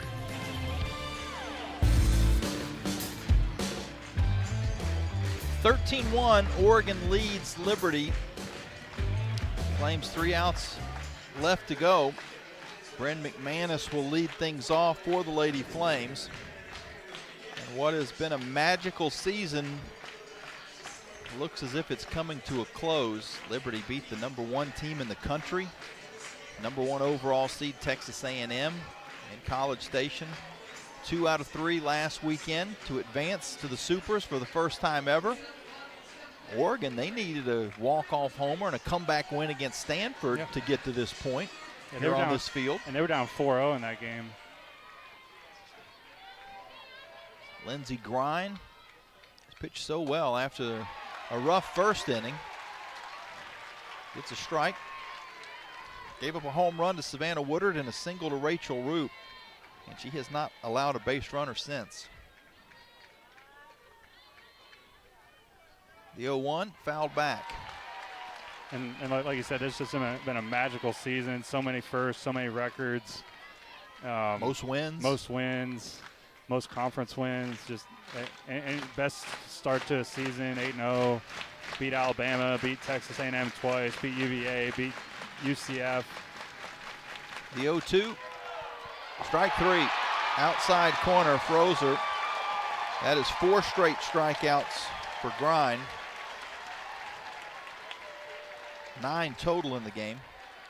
Alyssa Hinault steps up. A one-year transfer from Campbell, the CAA Player of the Year last year, has been a great addition here. 8 pinch hits, done a great job in the postseason, stepping in at DP. First pitch to Hinault is fouled off. At the senior banquet, I thanked her for choosing Liberty, even though it was one season. It's been a great season. Been a great part of this program.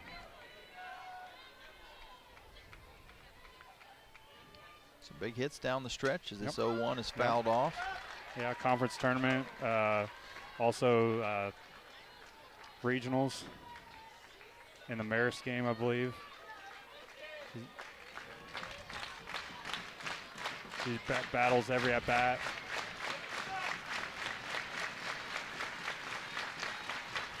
The 0-2 to Hinault. Little tapper down to first, and did she tag her? She did not. Maike could not get to Dorr. Dorr eludes the tag and steps on first for a base hit.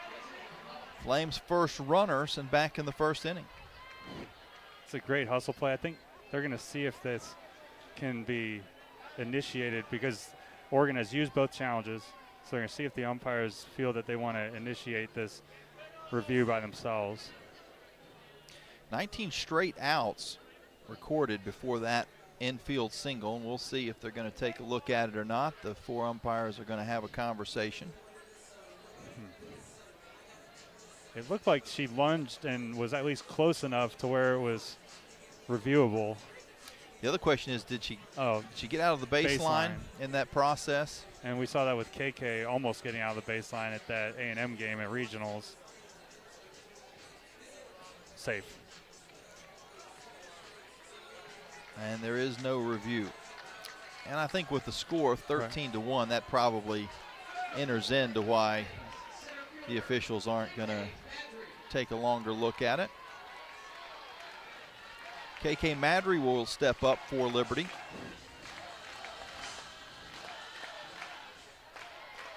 The runner at first, Flames trailing 13-1.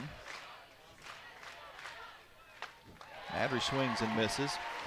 One thing to not be lost as well, and you know, Coach Todd Richardson's not going to make any excuses, but the Flames' travels to get to this point, from Lynchburg to College Station, back to Lynchburg, and then out to Eugene, as Madry will dribble this to second. They'll dish over to get the lead runner for the second out, and Madry will reach on a fielder's choice. But Lynchburg to College Station, back to Lynchburg for just a couple of days, then out to Eugene. Yep. That's over 5,200 miles. And some of us had to do that commercial. Well, not the people that are important, right?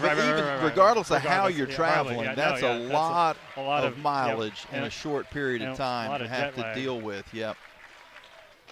First pitch to Paige Dorr is taken for a strike. The Oregon crowd are on their feet. KK's at first with 50 stolen bases on the season.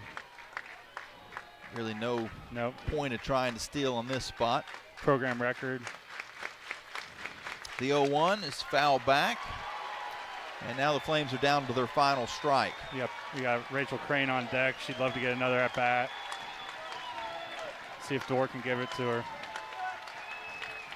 Pass the bat on. It's going to be fun to watch Paige Dorr the next couple of seasons. She has been outstanding in the field, and now of late really doing quite well in the batter's box. Here's the 0-2 with 2 outs. Swung on and missed. Oregon flies out of the dugout. They dogpile their pitcher, Lindsey Grind. The Ducks are heading to the World Series for the first time since 2018, and the Flames' magical season comes to an end. Liberty 2 wins shy of their first College World Series, advancing to the Supers for the first time in program history. Knocking off the #1 overall seed. That was the first time that had ever happened in a regional in the 20 years that they've had Supers. But the Flames ran out of gas and they fall 13-1. After a 3-2 loss yesterday in extra innings. Flames and the Ducks will shake hands at home plate. Oregon is on to Oklahoma City, and the Flames are going to have to say goodbye to some really good seniors that gave their heart and soul to this program. But what a season. What a 4-year run for this senior class, culminated by a historical run to the Super Regionals. We'll take a timeout. When we come back, we'll have the Coca-Cola post-game show. Oregon 13, Liberty 1. Oregon advancing to Oklahoma City. Back with more after this here on the Liberty Flames Sports Network from Van Wagner. Move those coffee chains, Flames fans, and go local. Central Virginia's own Ironclad Coffee Roasters and Baking Company is the premier coffee partner of Liberty Athletics. Pay them a visit at one of their cafes in the Richmond area or at the Richmond International Airport. They'll also ship their specialty grade coffee straight to your door. Visit ironcladcoffee.com, that's www.ironcladcoffee.com, to check out the coffee Flames fans are talking about.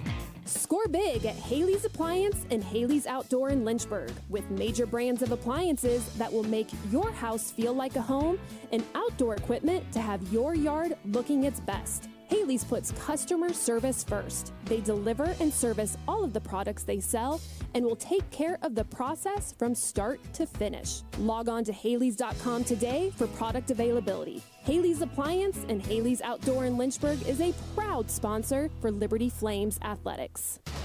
The Liberty Flames thank Segra for their support. Segra collaborates with companies to offer business-only, carrier-grade connectivity, cybersecurity, voice and cloud solutions tailored to meet their diverse needs. Segra offers these solutions across a fiber network that spans 28 states in the U.S. and is headquartered in Charlotte, North Carolina. They can be reached at Segra.com or 833-GO-SEGRA. Segra, a proud partner of the Liberty Flames Sports Network from Van Wagner.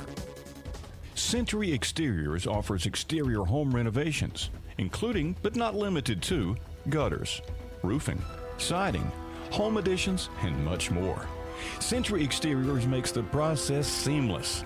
Call 434-239-6722 for a free on-site estimate or visit us at centuryexteriors.com and Century Exteriors on Facebook and Instagram.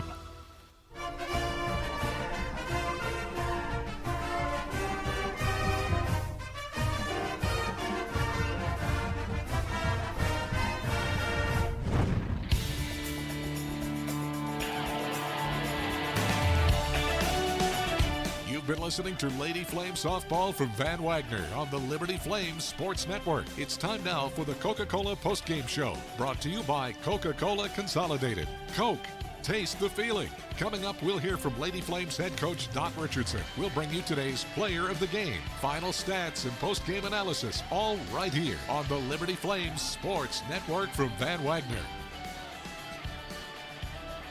It was a tough loss for the Lady Flames. It looks pretty ugly on the box score, but it was a closer game than it ended up being. 13-1 was the final. Through 4 innings, the Flames were trailing 3-1, but 3 runs in the 5th and then 7 in the 7th put the game completely away. Lindsey Grine, after giving up a solo homer and a single, had 19 straight batters faced that she put down. There was an infield single in the 7th inning for the Flames. But then the next 2 outs ended the ball game. And Grine gets the win. Her final line is 7 innings, 3 hits, 1 run. It was earned, no walks, and 10 strikeouts. Kaylin Yoder got the start for Liberty. She takes the loss. Grine now 29-2. Yoder is 9-6. Very few Oregon fans have left the stadium. They're just now starting to file out. The entire Oregon team celebrated at home plate and then ran out to the outfield to celebrate with the folks in the general admission bleachers in right center field. They have tremendous fan support here. A very engaged crowd, I'd say, compared to Texas A&M, who had a 12th man for sure, going off the football phrase. But I'd say this was even better as far as atmospheres were concerned. Yoder, I said, got the start. She took the loss. 1 2/3 innings, couple of hits, 2 runs, both earned, couple of walks, 1 strikeout. Paige Bachman in relief, 2 1/3. Gave up 5 hits, 3 runs, all earned, a couple of walks, 1 strikeout. Elena Escobar then 2 1/3, 4 hits, 5 runs, all earned, a couple of walks, couple of strikeouts, and Danner Allen finished things off. Got the final 2 outs, gave up 3 hits, 3 runs, all earned, 1 walk, and 2 strikeouts. 2,517 the attendance on a sunny day of 75. Time of the game, 2 hours and 43 minutes. With the win, Oregon now 53-8 overall on the year, and they're heading to Oklahoma City for the World Series. First time they've been since 2018. With the loss, the Flames fall to 50-15. The series wasn't won or lost today. It was really yesterday. Flames lose 3-2 in that first game. It goes to extra innings, and the Flames had 8 runners left on base. They had a double steal that went wrong, and runner at third was thrown out. A couple of other opportunities. The runner at third in less than 2 outs, they couldn't score the run. The innings that they did score runs felt like could have been maybe 2 runs scored. They only got 1. So losing that game yesterday puts you in a hole, and this Oregon Ducks team is so good. They're way better than their seeding, I would say. Again, ranked 6 in one of the polls, 10 in the other poll. Their RPI was 17. I think that's skewed a bit by how the bottom of the Big Ten is just not very good. If the Pac-12 still existed and Oregon was playing in the Pac-12,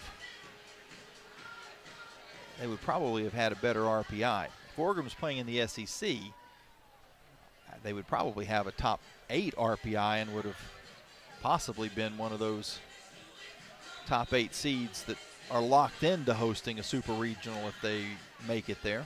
They ended up hosting anyway because of the Flames upsetting Texas A&M. So again, this Oregon squad, underrated, I would say. And they proved it by beating Stanford, a very good Stanford team. that I think some would argue deserved a top 16 seed, but they didn't have a stadium to play in, not their normal stadium. They're renovating. They were playing in their football field in a sort of a makeshift stadium. That might have been part of the reason that they fell down to the 17 spot. So those were two very good teams that did battle last week here in the regional in Eugene.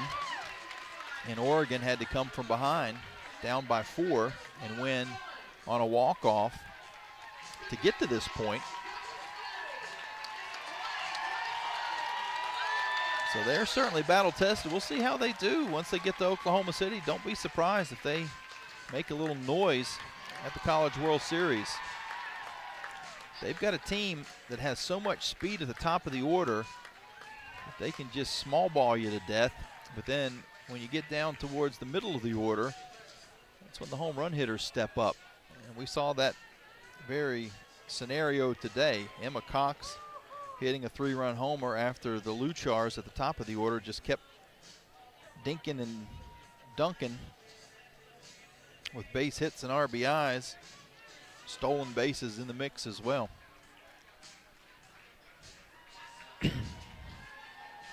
Right now, the Oregon team's taking a picture at home plate. Still, I'm going to say 75% of this crowd hasn't left yet. They're still celebrating with this team. Pretty impressive. They love their softball here at Jane Sanders Stadium. Jane Sanders herself loved her softball, and that's why her husband, after she passed away, donated the money for them to get this beautiful facility. Right after that, they realized they didn't have enough seats.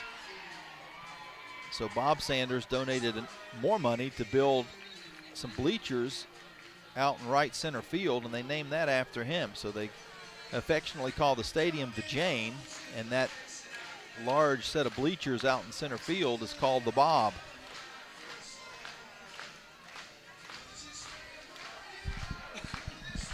And I know Flames fans right now are saying, oh boy, we don't want to see Oregon.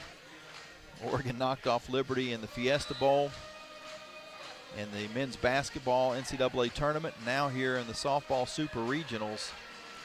It's an odd rivalry, almost over 2,000 miles apart.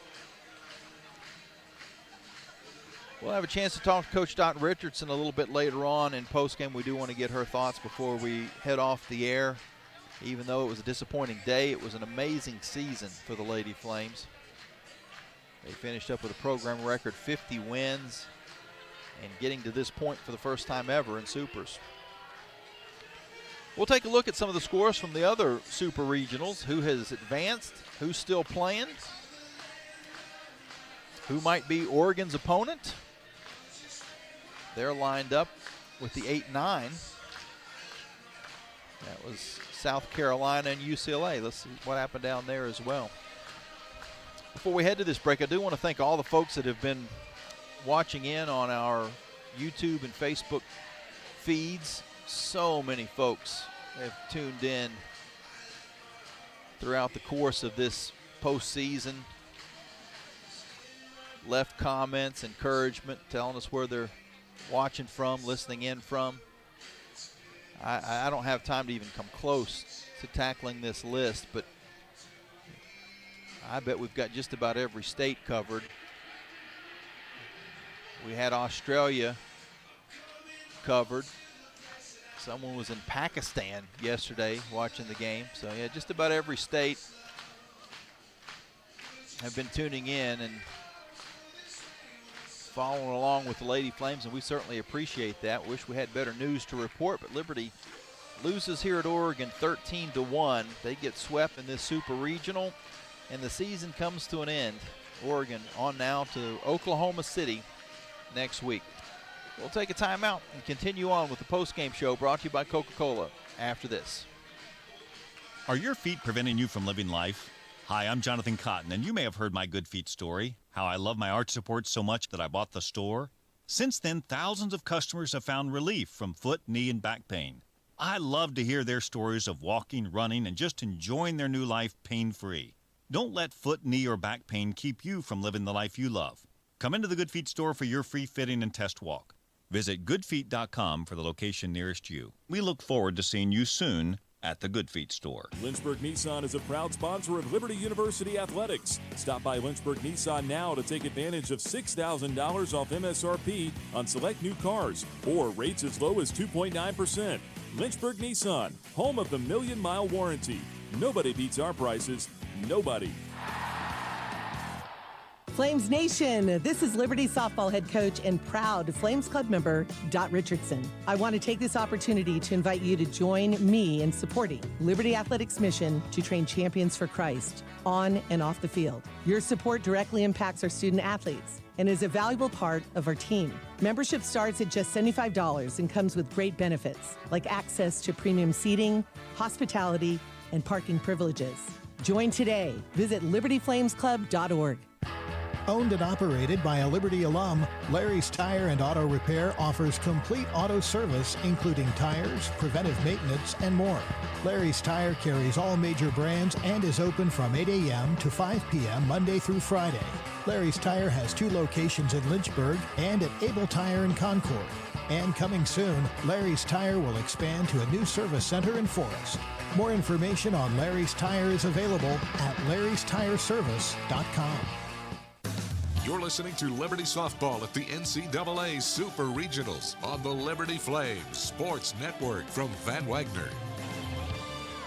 The game is over, but we're still talking Flames softball. You're listening to the Coca-Cola Postgame Show on the Liberty Flames Sports Network from Van Wagner. Here in Eugene, Liberty falls to Oregon by a final score of 13-1. That score a little deceptive. Flames gave up 7 runs in the 7th inning. They were up 1-0 after 1. 2 runs for Oregon in the 2nd. They added a run in the 4th. So 3-1 after 4 innings. But the Ducks were able to put 3 runs up in the 5th to make it a 6-1 game, and then the 7 runs in the top of the 7th to kind of close the door completely shut. Lindsey Grind with the win. Kalen Yoder takes the loss. Flames season comes to an end. Oregon moves on to Oklahoma City. As far as from other scores, on the Frank Good Builders out-of-town scoreboard, Florida and Georgia, they are tied at 1 apiece, so they'll be playing the if necessary game tomorrow. There is no time listed at this point for that game.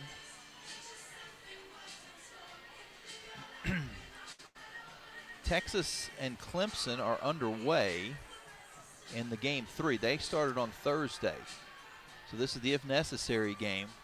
It's in the top of the 3rd, and Texas leads Clemson 3-1.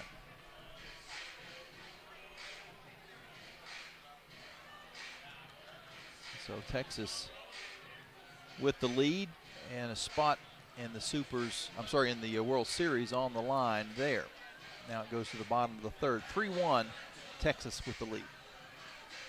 That's on the opposite side of the bracket. Also on the opposite side of the bracket, Tennessee and Nebraska are 1 game apiece. Nebraska won game 1 5-2. Tennessee won today 3-2. And the if necessary is tomorrow at Tennessee. There is no time listed for that game yet either. Oklahoma, they swept through Alabama, winning 3-0 and then 13-2 today. So Oklahoma is going to try for the 5-peat. They head down the street for the World Series. Arkansas and Ole Miss, they're in action right now. Ole Miss won game 1, 9-7. Currently Arkansas, the 4 seed, is up on Ole Miss 2-0, trying to force the if necessary tomorrow. Texas Tech, they swept through Florida State, winning 3-0 and then 2-1. They were the first team to make it through yesterday. And then the teams that will be opposite of Oregon, one of these 2 teams will play the Ducks in the first game of the College World Series. South Carolina and UCLA. South Carolina with an easy win yesterday, 9-2, but UCLA came from behind to win 5-4 this afternoon. and they'll have an if necessary game tomorrow as well. So a few teams have punched the ticket. Oklahoma, Texas Tech, Oregon, and a few teams left to find their way in. Florida and Georgia play the if necessary. Texas and Clemson are playing the if necessary. Tennessee and Nebraska tomorrow. Arkansas and Ole Miss still playing game 2. UCLA and South Carolina play game 3 tomorrow as well. So that's where we stand as far as the bracket is concerned. There'll be essentially 2 separate brackets in OKC. Top half at this point. In other words, the teams that Oregon would be directly lined up with and who they would play. The winner of South Carolina, UCLA, the winner of Florida, Georgia, and the winner of Texas, Clemson.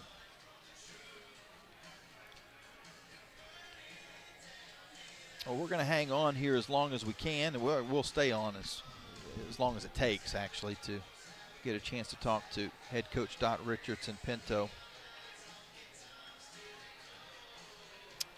Fans here at Jane Sanders Stadium have actually spilled out onto the field celebrating with the team. Still, I'm going to guess a third of the crowd is not left. They're going to their first World Series since 2018, the first time under Melissa Lombardi. The Oklahoma grad who had so much success as an assistant coach, now going to Oklahoma City the first time as a head coach. We'll take one more break, and shouldn't be too far off, I think, from Coach Richardson getting out of the press conference and having a chance to talk to us. I do want to thank our sponsors who made these broadcasts possible this season. So many of them. Let me do that really quick. Our Freedom First Credit Union play of the game, which I haven't told you about. That's got to be that Paige Dorr dive. 2 games in a row. She stole a home run yesterday in left field and then had a diving catch into the fence in foul territory early in this ball game. Freedom First Credit Union play of the game.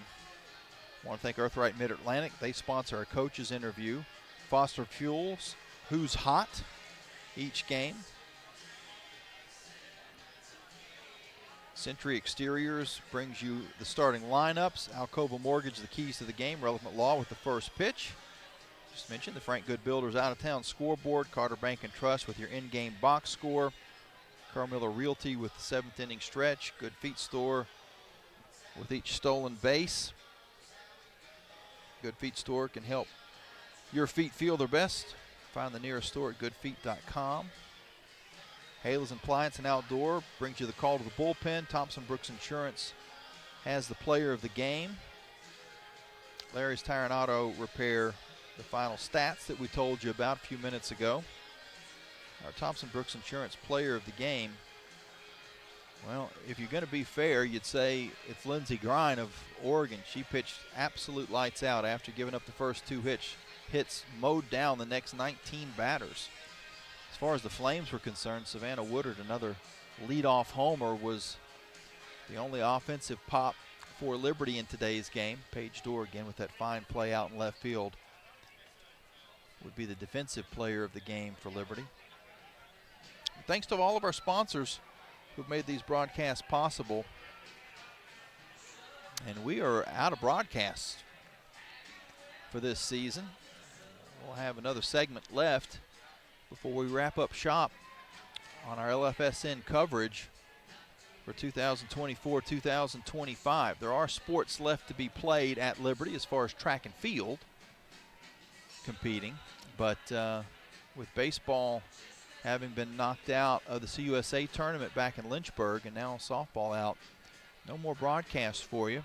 But we thank everybody who tuned in all season long, from that first football game all the way through a couple of very successful basketball seasons, NCAA tournament appearances, all the way through now to Super Regionals. What a great season it's been for Liberty Athletics. We appreciate you for being there all along the way with us. All right, one more timeout. We hope to get Coach Dot Richardson on before we close up shop. Liberty downed by Oregon 13-1 in 2 games here in the Super Regionals. The Ducks now play in OKC next week, trying to get their first World Series title, their 9th overall appearance in the College World Series. We'll be back to wrap it up after this here on the Liberty Flames Sports Network from Van Wagner. Are your feet preventing you from living life? Hi, I'm Jonathan Cotton, and you may have heard my Good Feet story, how I love my arch support so much that I bought the store. Since then, thousands of customers have found relief from foot, knee, and back pain. I love to hear their stories of walking, running, and just enjoying their new life pain-free. Don't let foot, knee, or back pain keep you from living the life you love. Come into the Good Feet store for your free fitting and test walk. Visit goodfeet.com for the location nearest you. We look forward to seeing you soon at the Good Feet store. Lynchburg Nissan is a proud sponsor of Liberty University Athletics. Stop by Lynchburg Nissan now to take advantage of $6,000 off MSRP on select new cars, or rates as low as 2.9%. Lynchburg Nissan, home of the million-mile warranty. Nobody beats our prices. Nobody. Flames Nation, this is Liberty Softball head coach and proud Flames Club member, Dot Richardson. I want to take this opportunity to invite you to join me in supporting Liberty Athletics' mission to train champions for Christ on and off the field. Your support directly impacts our student athletes and is a valuable part of our team. Membership starts at just $75 and comes with great benefits like access to premium seating, hospitality, and parking privileges. Join today. Visit libertyflamesclub.org.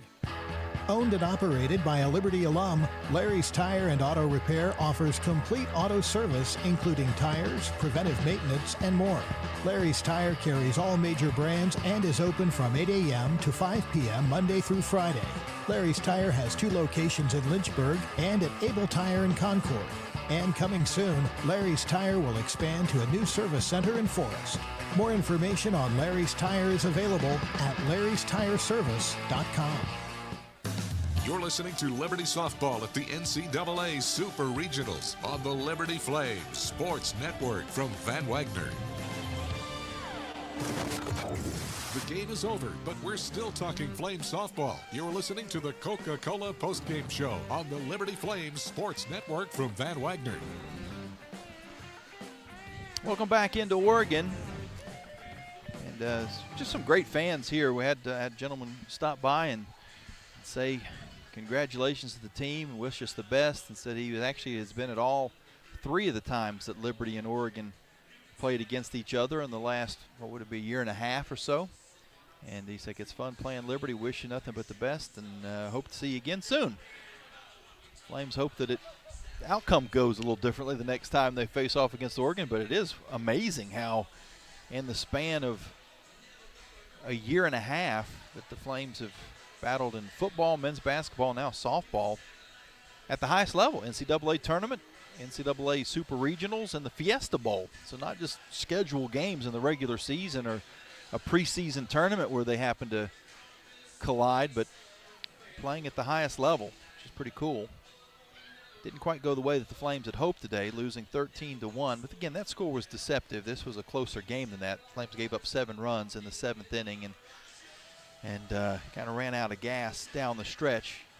The series was really kind of hinged on yesterday, and Liberty lost that game 3-2 in extra innings. If they could have figured out a way to get just one more of those 8 left on base in the first 7 innings, they win that game, and even no matter what happens today, you're playing on Sunday in the if necessary. But after the win yesterday, kind of a deflating loss as well, with so many good chances to get the victory.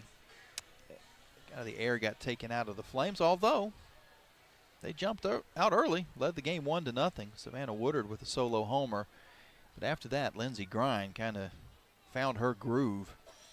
19 straight outs from those 2 base hits in the first inning on. And she didn't look back after that. She gets the win. We need to celebrate the Lady Flames senior class. that have done so much for this program. And I'm just going to go down in numerical order. Alyssa Hinault, even though it's only her 1 year here, transferred in from Campbell, was a CAA Player of the Year. She came to Liberty because she wanted the environment. She wanted to be around that coaching staff and this atmosphere and this culture. And she was a great contributor in her one season. The senior from Wake Forest, North Carolina. And then Elena Escobar, boy, she transferred in from North Alabama and accomplished so much in her time for the Lady Flames. The CUSA Pitcher of the Year, was on the all-region team, CUSA Tournament MVP. Didn't lose in conference this year. Her only losses this season were against Power 4 schools. Played through injury. She was far from 100% and still battled through it. She's certainly going to be missed, as is Rachel Crane. Escobar from Spring Hill, Texas. I forgot to mention that. Rachel Crane from Middletown, Delaware. Red Lion Christian Academy. Just eats up everything at third base. What a great player Rachel Crane has been. Fun to talk to. This whole team, great to be around. They're certainly going to miss Rachel Crane. Savannah Woodard, another senior from Warrior, Alabama. Transferred in from Alabama. Savannah had that leadoff homer in this game. Had the grand slam in the CUSA championship that run-ruled Jack State. She's not going to talk a lot. She lets her bat and her glove do her talking for her. You're not going to find her stepping up and wanting to be at the press conference, but her smile can light up a room, and Savannah Woodard is going to be missed. Rachel Roop did everything for the Lady Flames. Sharpsburg, Maryland. Second team All-American, CUSA Player of the Year. Program record multi-homer games. He just did it all. Great player in the outfield as well. Rachel Roop has really been the face of this Liberty softball team the last couple of seasons, and rightly so. She is a dominant player. Lily Hydorn, senior from Marysville, Ohio. She came thinking she was going to be a shortstop, got moved to the outfield, and by the end of her career, or really pretty early in her career, I should say, became the Flames' designated runner, and she had so many great runs that she scored in the upset of UCLA.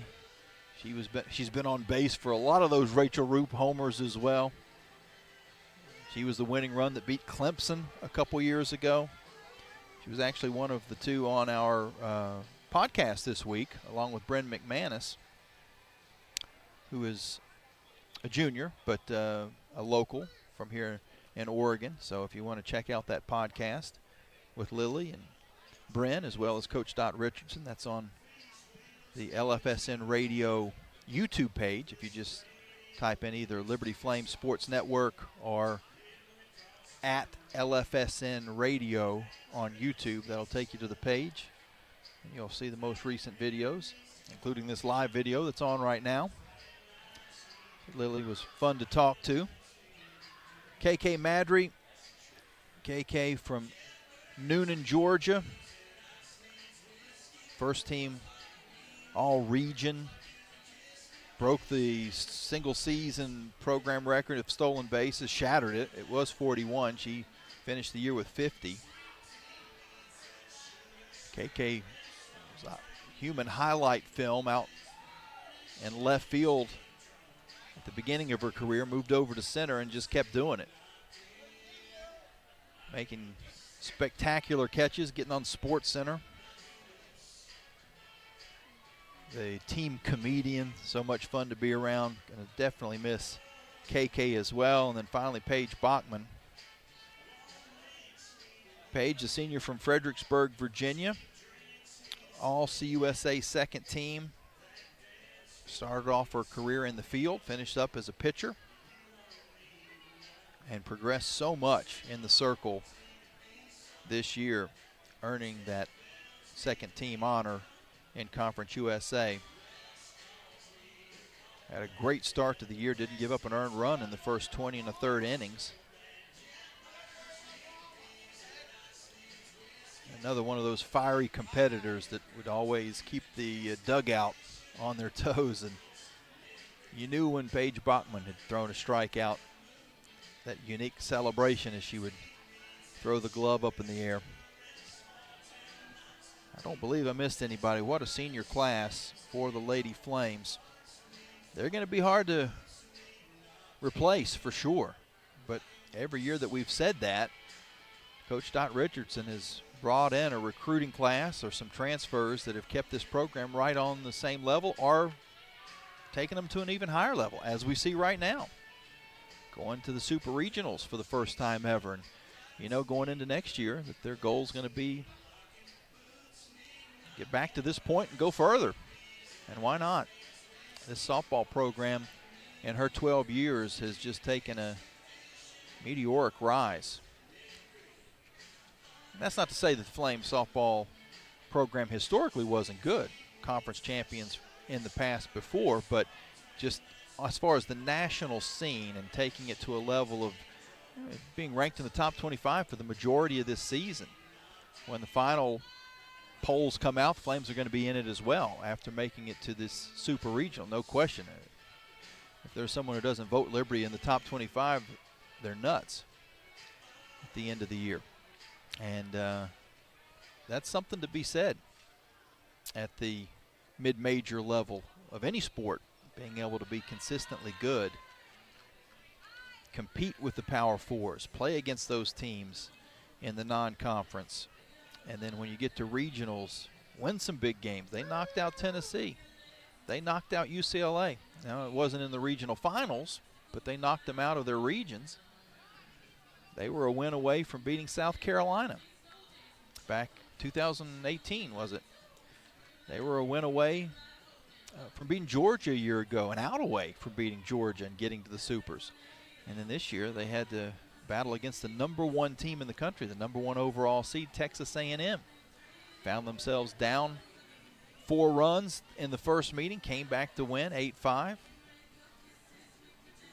Had a wild game that went to extra innings, and they lost 14-11 in the second game of that regional, where Liberty actually had a 4-run deficit. They came back to force the extras and then won the if necessary game.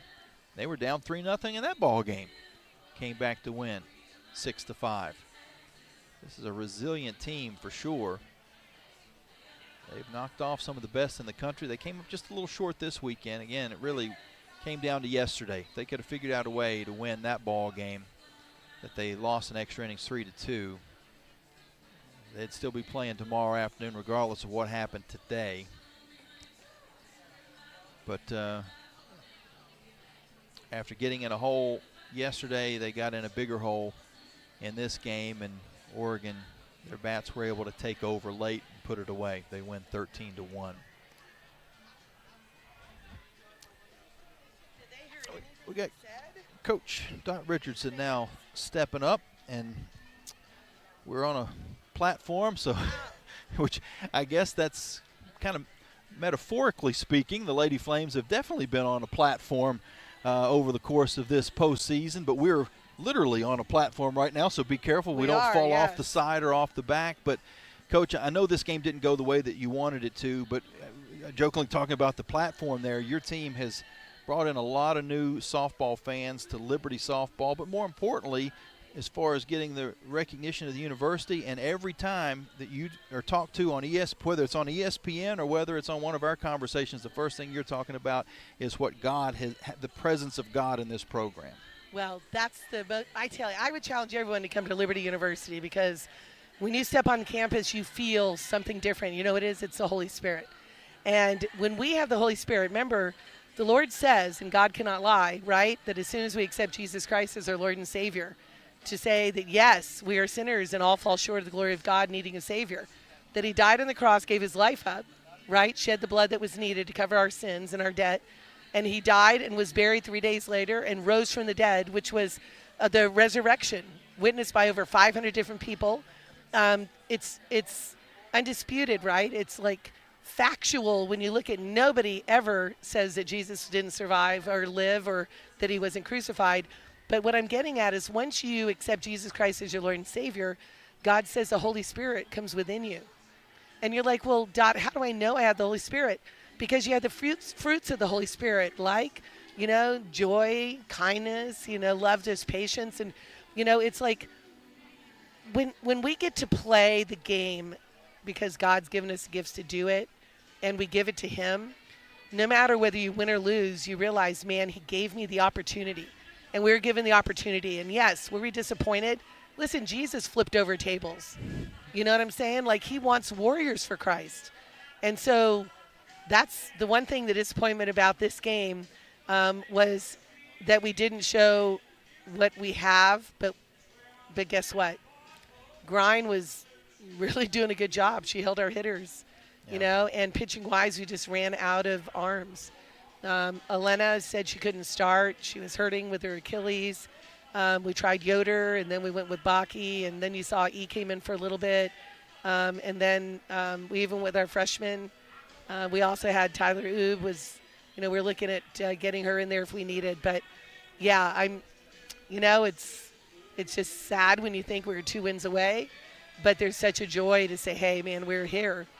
We made history. Yeah, absolutely. And we've talked about in the past how the program has just continued to progress. And there were some great players that played back in like that 18 season that graduated, and you go, boy, are you going to be able to recover from losing the Bishops, for example? Yes. And you were able to kind of continue to grow and grow and grow. And this run to the Super Regionals just isn't about the girls that are in this dugout, but it's the entire history of this program that has brought you to this point. Yeah, and Sarah Robertson was here, flew all the way from Florida with her mom to be here for this moment. Also, Morgan Pate and her husband, Adam Pate, Mayor Pate, right? They came all the way up from South Carolina. She was my first graduate assistant, right? And she had met Adam, and they ended up getting married. They have 2 beautiful kids. And Sarah Robertson, she just got married a couple years ago, living in Florida. Her husband's a pilot. And there's just so many, the Bishops, their mom also was there to see us off. And just so many a part of this program. Paul Wetmore, right? He was there to be the coach. But you guys, it's like, the saying that we said at Liberty is, rise with us. We're rising. We're rising, just in trying to be the bond servants, if you would, of the Lord. And whatever platform you're given, you guys, whatever it is, just give it to the Lord and just try and please him in all that you say and do. And, trust me, it's hard when you have fans that are heckling you and going after you. But just hopefully we made the Lord proud and we made you guys proud. And, it's sad to see it to the end, this end. And it's just, that's a hard part. It just so abruptly ends because nobody gets in a game thinking it could be your last game. And when it is, it's just, there are a lot of tears in the locker room and especially from the seniors and those that are going to miss the seniors. Oh, my. Talk about that senior class. Yeah, just they made history. That's what, I didn't have tears, because – I'm not really a big crier, but more importantly, I'm like, ladies, look what you've done. You have made history and Liberty softball history. Be a part of Super Regionals and taking down the #1 seed. And Oregon's got a very good team. We're evenly matched. You saw that yesterday, but today we just didn't have the arms in the circle we needed against a very strong team like Oregon. Talk about the future of the program. What's next down the line? I know you're going to have to replace some really important players coming into next season. Yeah, we've already heard from a lot of transfers, and all of that. We've got some really strong freshmen coming in. We have a brilliant arm coming in. She's from Canada, Abby, and that kid, she throws the ball really hard, 68, 70. We have another 6'4" pitcher coming in, and we've heard from other pitchers as well, and we're looking to just whoever the Lord brings to us. That's kind of where we're seated, And sometimes the Lord brings people to us just for us to serve them and to help them realize that, how valuable they are and that God loves them so much. Because it's not just, he just doesn't bring us softball players, Right. They might play softball, but boy, it's, coaching is a lot more than just the X's and O's, right? And it's a privilege, and I'm humbled that the Lord is using me to do that. Coach, it's been an outstanding ride. Been blessed to be a part of it, and Thank we you. look forward to next season. Thank you, and I'm going to put a shout out, you guys. My staff is amazing. I know they're going to be sought after throughout the country. Coach Casey Fagan, Graham, what a job she does. I mean, she's the analyzing with pitchers and working with the pitchers and calling pitches, and right by her side is Sammy Fagan Harmon, and Sammy just with the pitchers, amazing job, and she just even the scouting and working together for calling pitches, and the players just love them so much. And then you got Emily Kirby-Nagel, and just helping at the pitching, and helping to pitch to our hitters and prepare them all. Our team was prepared, and I think that helped us a lot to get where we're at. And this is one of the top coaching staffs in the nation, and we do develop players, and it's so great to develop them more than just on the field, but to be strong, godly women. Thank you. Thank you for all you're doing. Perfect way to end the broadcast and end the season, Coach. We thank you for your availability all throughout our run. You're always there, pregame, ready to go, have our conversation, and even after a tough loss, you're here talking with us after. We certainly appreciate that. Well, thank you. Thank you, Flames Nation. God bless each and every one of you. And like I say to the girls, 1, 2, 3, Flames, and go Flames, and go God. Most importantly, go God. Excellent. Thank you, Liberty. Richardson Pinto, we're going to let her go because I know it's going to be a short night before an early flight. So, Coach, we appreciate your time. I'm going to wrap up a couple things here, and we'll see you on the way back to Lynchburg. Thank you so much. Appreciate you, Jamie. God bless you guys. That was Coach Dot, and we just got a couple of house cleaning things to finish up, as this is our last broadcast of this, not calendar year, but fiscal year, I guess now, school year, I guess. And so I do want to thank everybody who made the broadcast possible. There's so many people. I'm going to forget somebody. Let's start off with the Sports Information Department. Athletics Communication, Todd Wetmore and his group.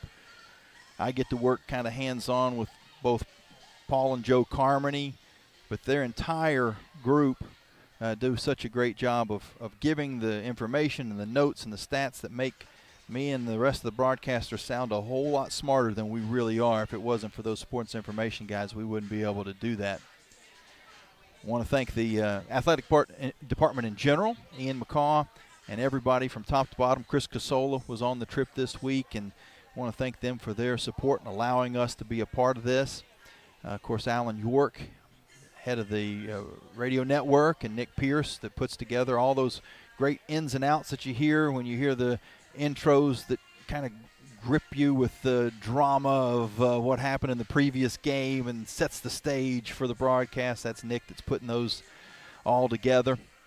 And then Louis James and the rest of the engineering crew, that they're sitting at home sometimes trying to go to sleep, and they're getting a text at what is it right now back on the East Coast, 10:36. Last night it was even later. It was after midnight, getting texts from me saying, all right, we're on the air, we're connected, we're clear, we're good, we're off the air. And Louis just probably rolls over and goes, okay, this is what he has to do on his computer, on his phone, and goes back to sleep. But they're on call 24/7 to keep us on the air and to keep us going, and we certainly appreciate that. And last but certainly not least, we want to thank everybody for tuning in all season long. Again, from that first football game all the way here to the last broadcast at the Super Regionals, just taking a look at Facebook and YouTube. You guys love to participate with this booth cam. I don't know why you want to look at us, but that's just the way it works out.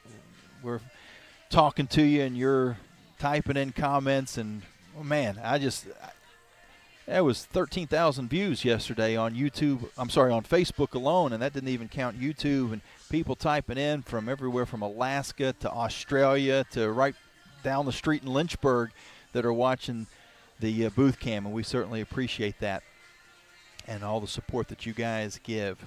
It is my pleasure to be along the ride with this softball team for what has been a historic season. They finish up with the Super Regionals.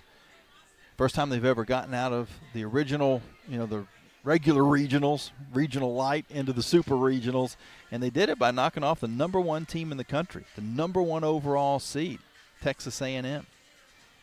So they made history just to get here and traveled over 5,000 miles between Lynchburg to College Station, back to Lynchburg, and then back across the country to play here in Eugene. This is all in the span of, what would that be, about 9 days that they had to do all that traveling. And so, yeah, you can tell maybe a little road weary, but that's the hand you were dealt, and they're certainly not going to make any excuses. But it was a cross-country trek, and Flames just come up a little bit short. They lose game 1, 3-2, and then this second game they fall 13-1. But it was closer than that. It was 7 runs scored by Oregon in the top of the 7th inning to kind of close the door on Liberty. So Flames lose 2 games in the Supers. Oregon moves on to the World Series, and we close up our final broadcast of this year. We'll be back at you before you know it in late August for the fan fair, and then September for some football games, although I better check on that. I might be wrong. So, sometimes they'll sneak a game in at the very end of August, and I might need to correct myself on when that first Liberty football game is.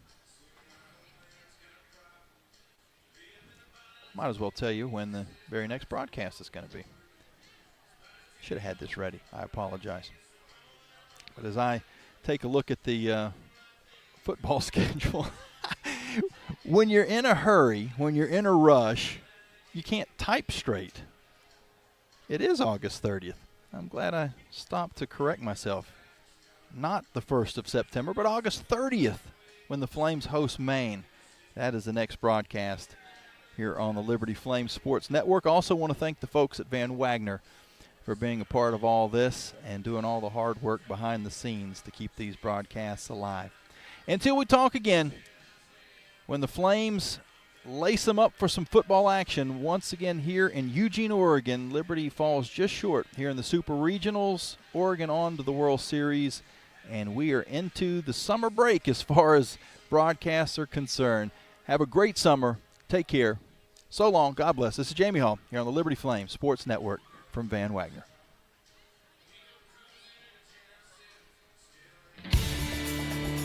Thanks for listening to live coverage of Liberty University softball from Van Wagner on the Liberty Flames Sports Network. This broadcast of Liberty softball has been brought to you by Joe Yock with Alcova Mortgage, showing you the way home. By Aqua Pros, pools, hot tubs, and heart. Carillion Clinic, inspiring better health. By Carter Bank, life lived full. Coca-Cola, taste the feeling. Crossroads Family Dentistry. Earthright Mid-Atlantic, your trusted solar and energy efficiency experts. By 11 West. First Bank and Trust, the bank that puts you first. Foster Fuels, providing reliable service for 100 years. Frank Good Builders. Freedom First Credit Union, where people bank for good. Gentry Lock Attorneys. The Good Feet Store. By Haley's Appliance and Outdoor. Liberty Softball has also been brought to you by Ironclad Coffee Roasters, the finest hand-picked specialty coffees from around the world. Serving you at Candler Station in Lynchburg. Jason Porter with Legacy Realty and Development. Larry's Tire and Auto Repair. Expect the best service, prices, and care. By Carl Miller Realty. Caring, competent, trusted advisors. The Liberty Bookstore, the official online store of Liberty Athletics. Lynchburg Nissan. Nobody beats our prices. Nobody. Peary Family Dentistry. Century Exteriors, providing roofing, gutters, windows, and home remodeling. Visit them at centuryexteriors.com. By Segra, a proud partner of Liberty University. Segra offers customized business technology solutions. Learn more at segra.com. And by Thompson Brooks Insurance, planning today for tomorrow. The general manager of the Liberty Flames Sports Network from Van Wagner is Justin Metzger. Network director Alan York. Coordinating producers Kyle Sykes and Nick Pierce. I'm staff announcer Jeff Lawrence with a special thanks to Liberty University Athletics Director Ian McCaw. Senior Associate Athletics Director Robert Goodman, and Assistant Strategic Communications Director Joe Carmany. Liberty Flames Softball is an exclusive presentation of the Liberty Flames Sports Network from Van Wagner.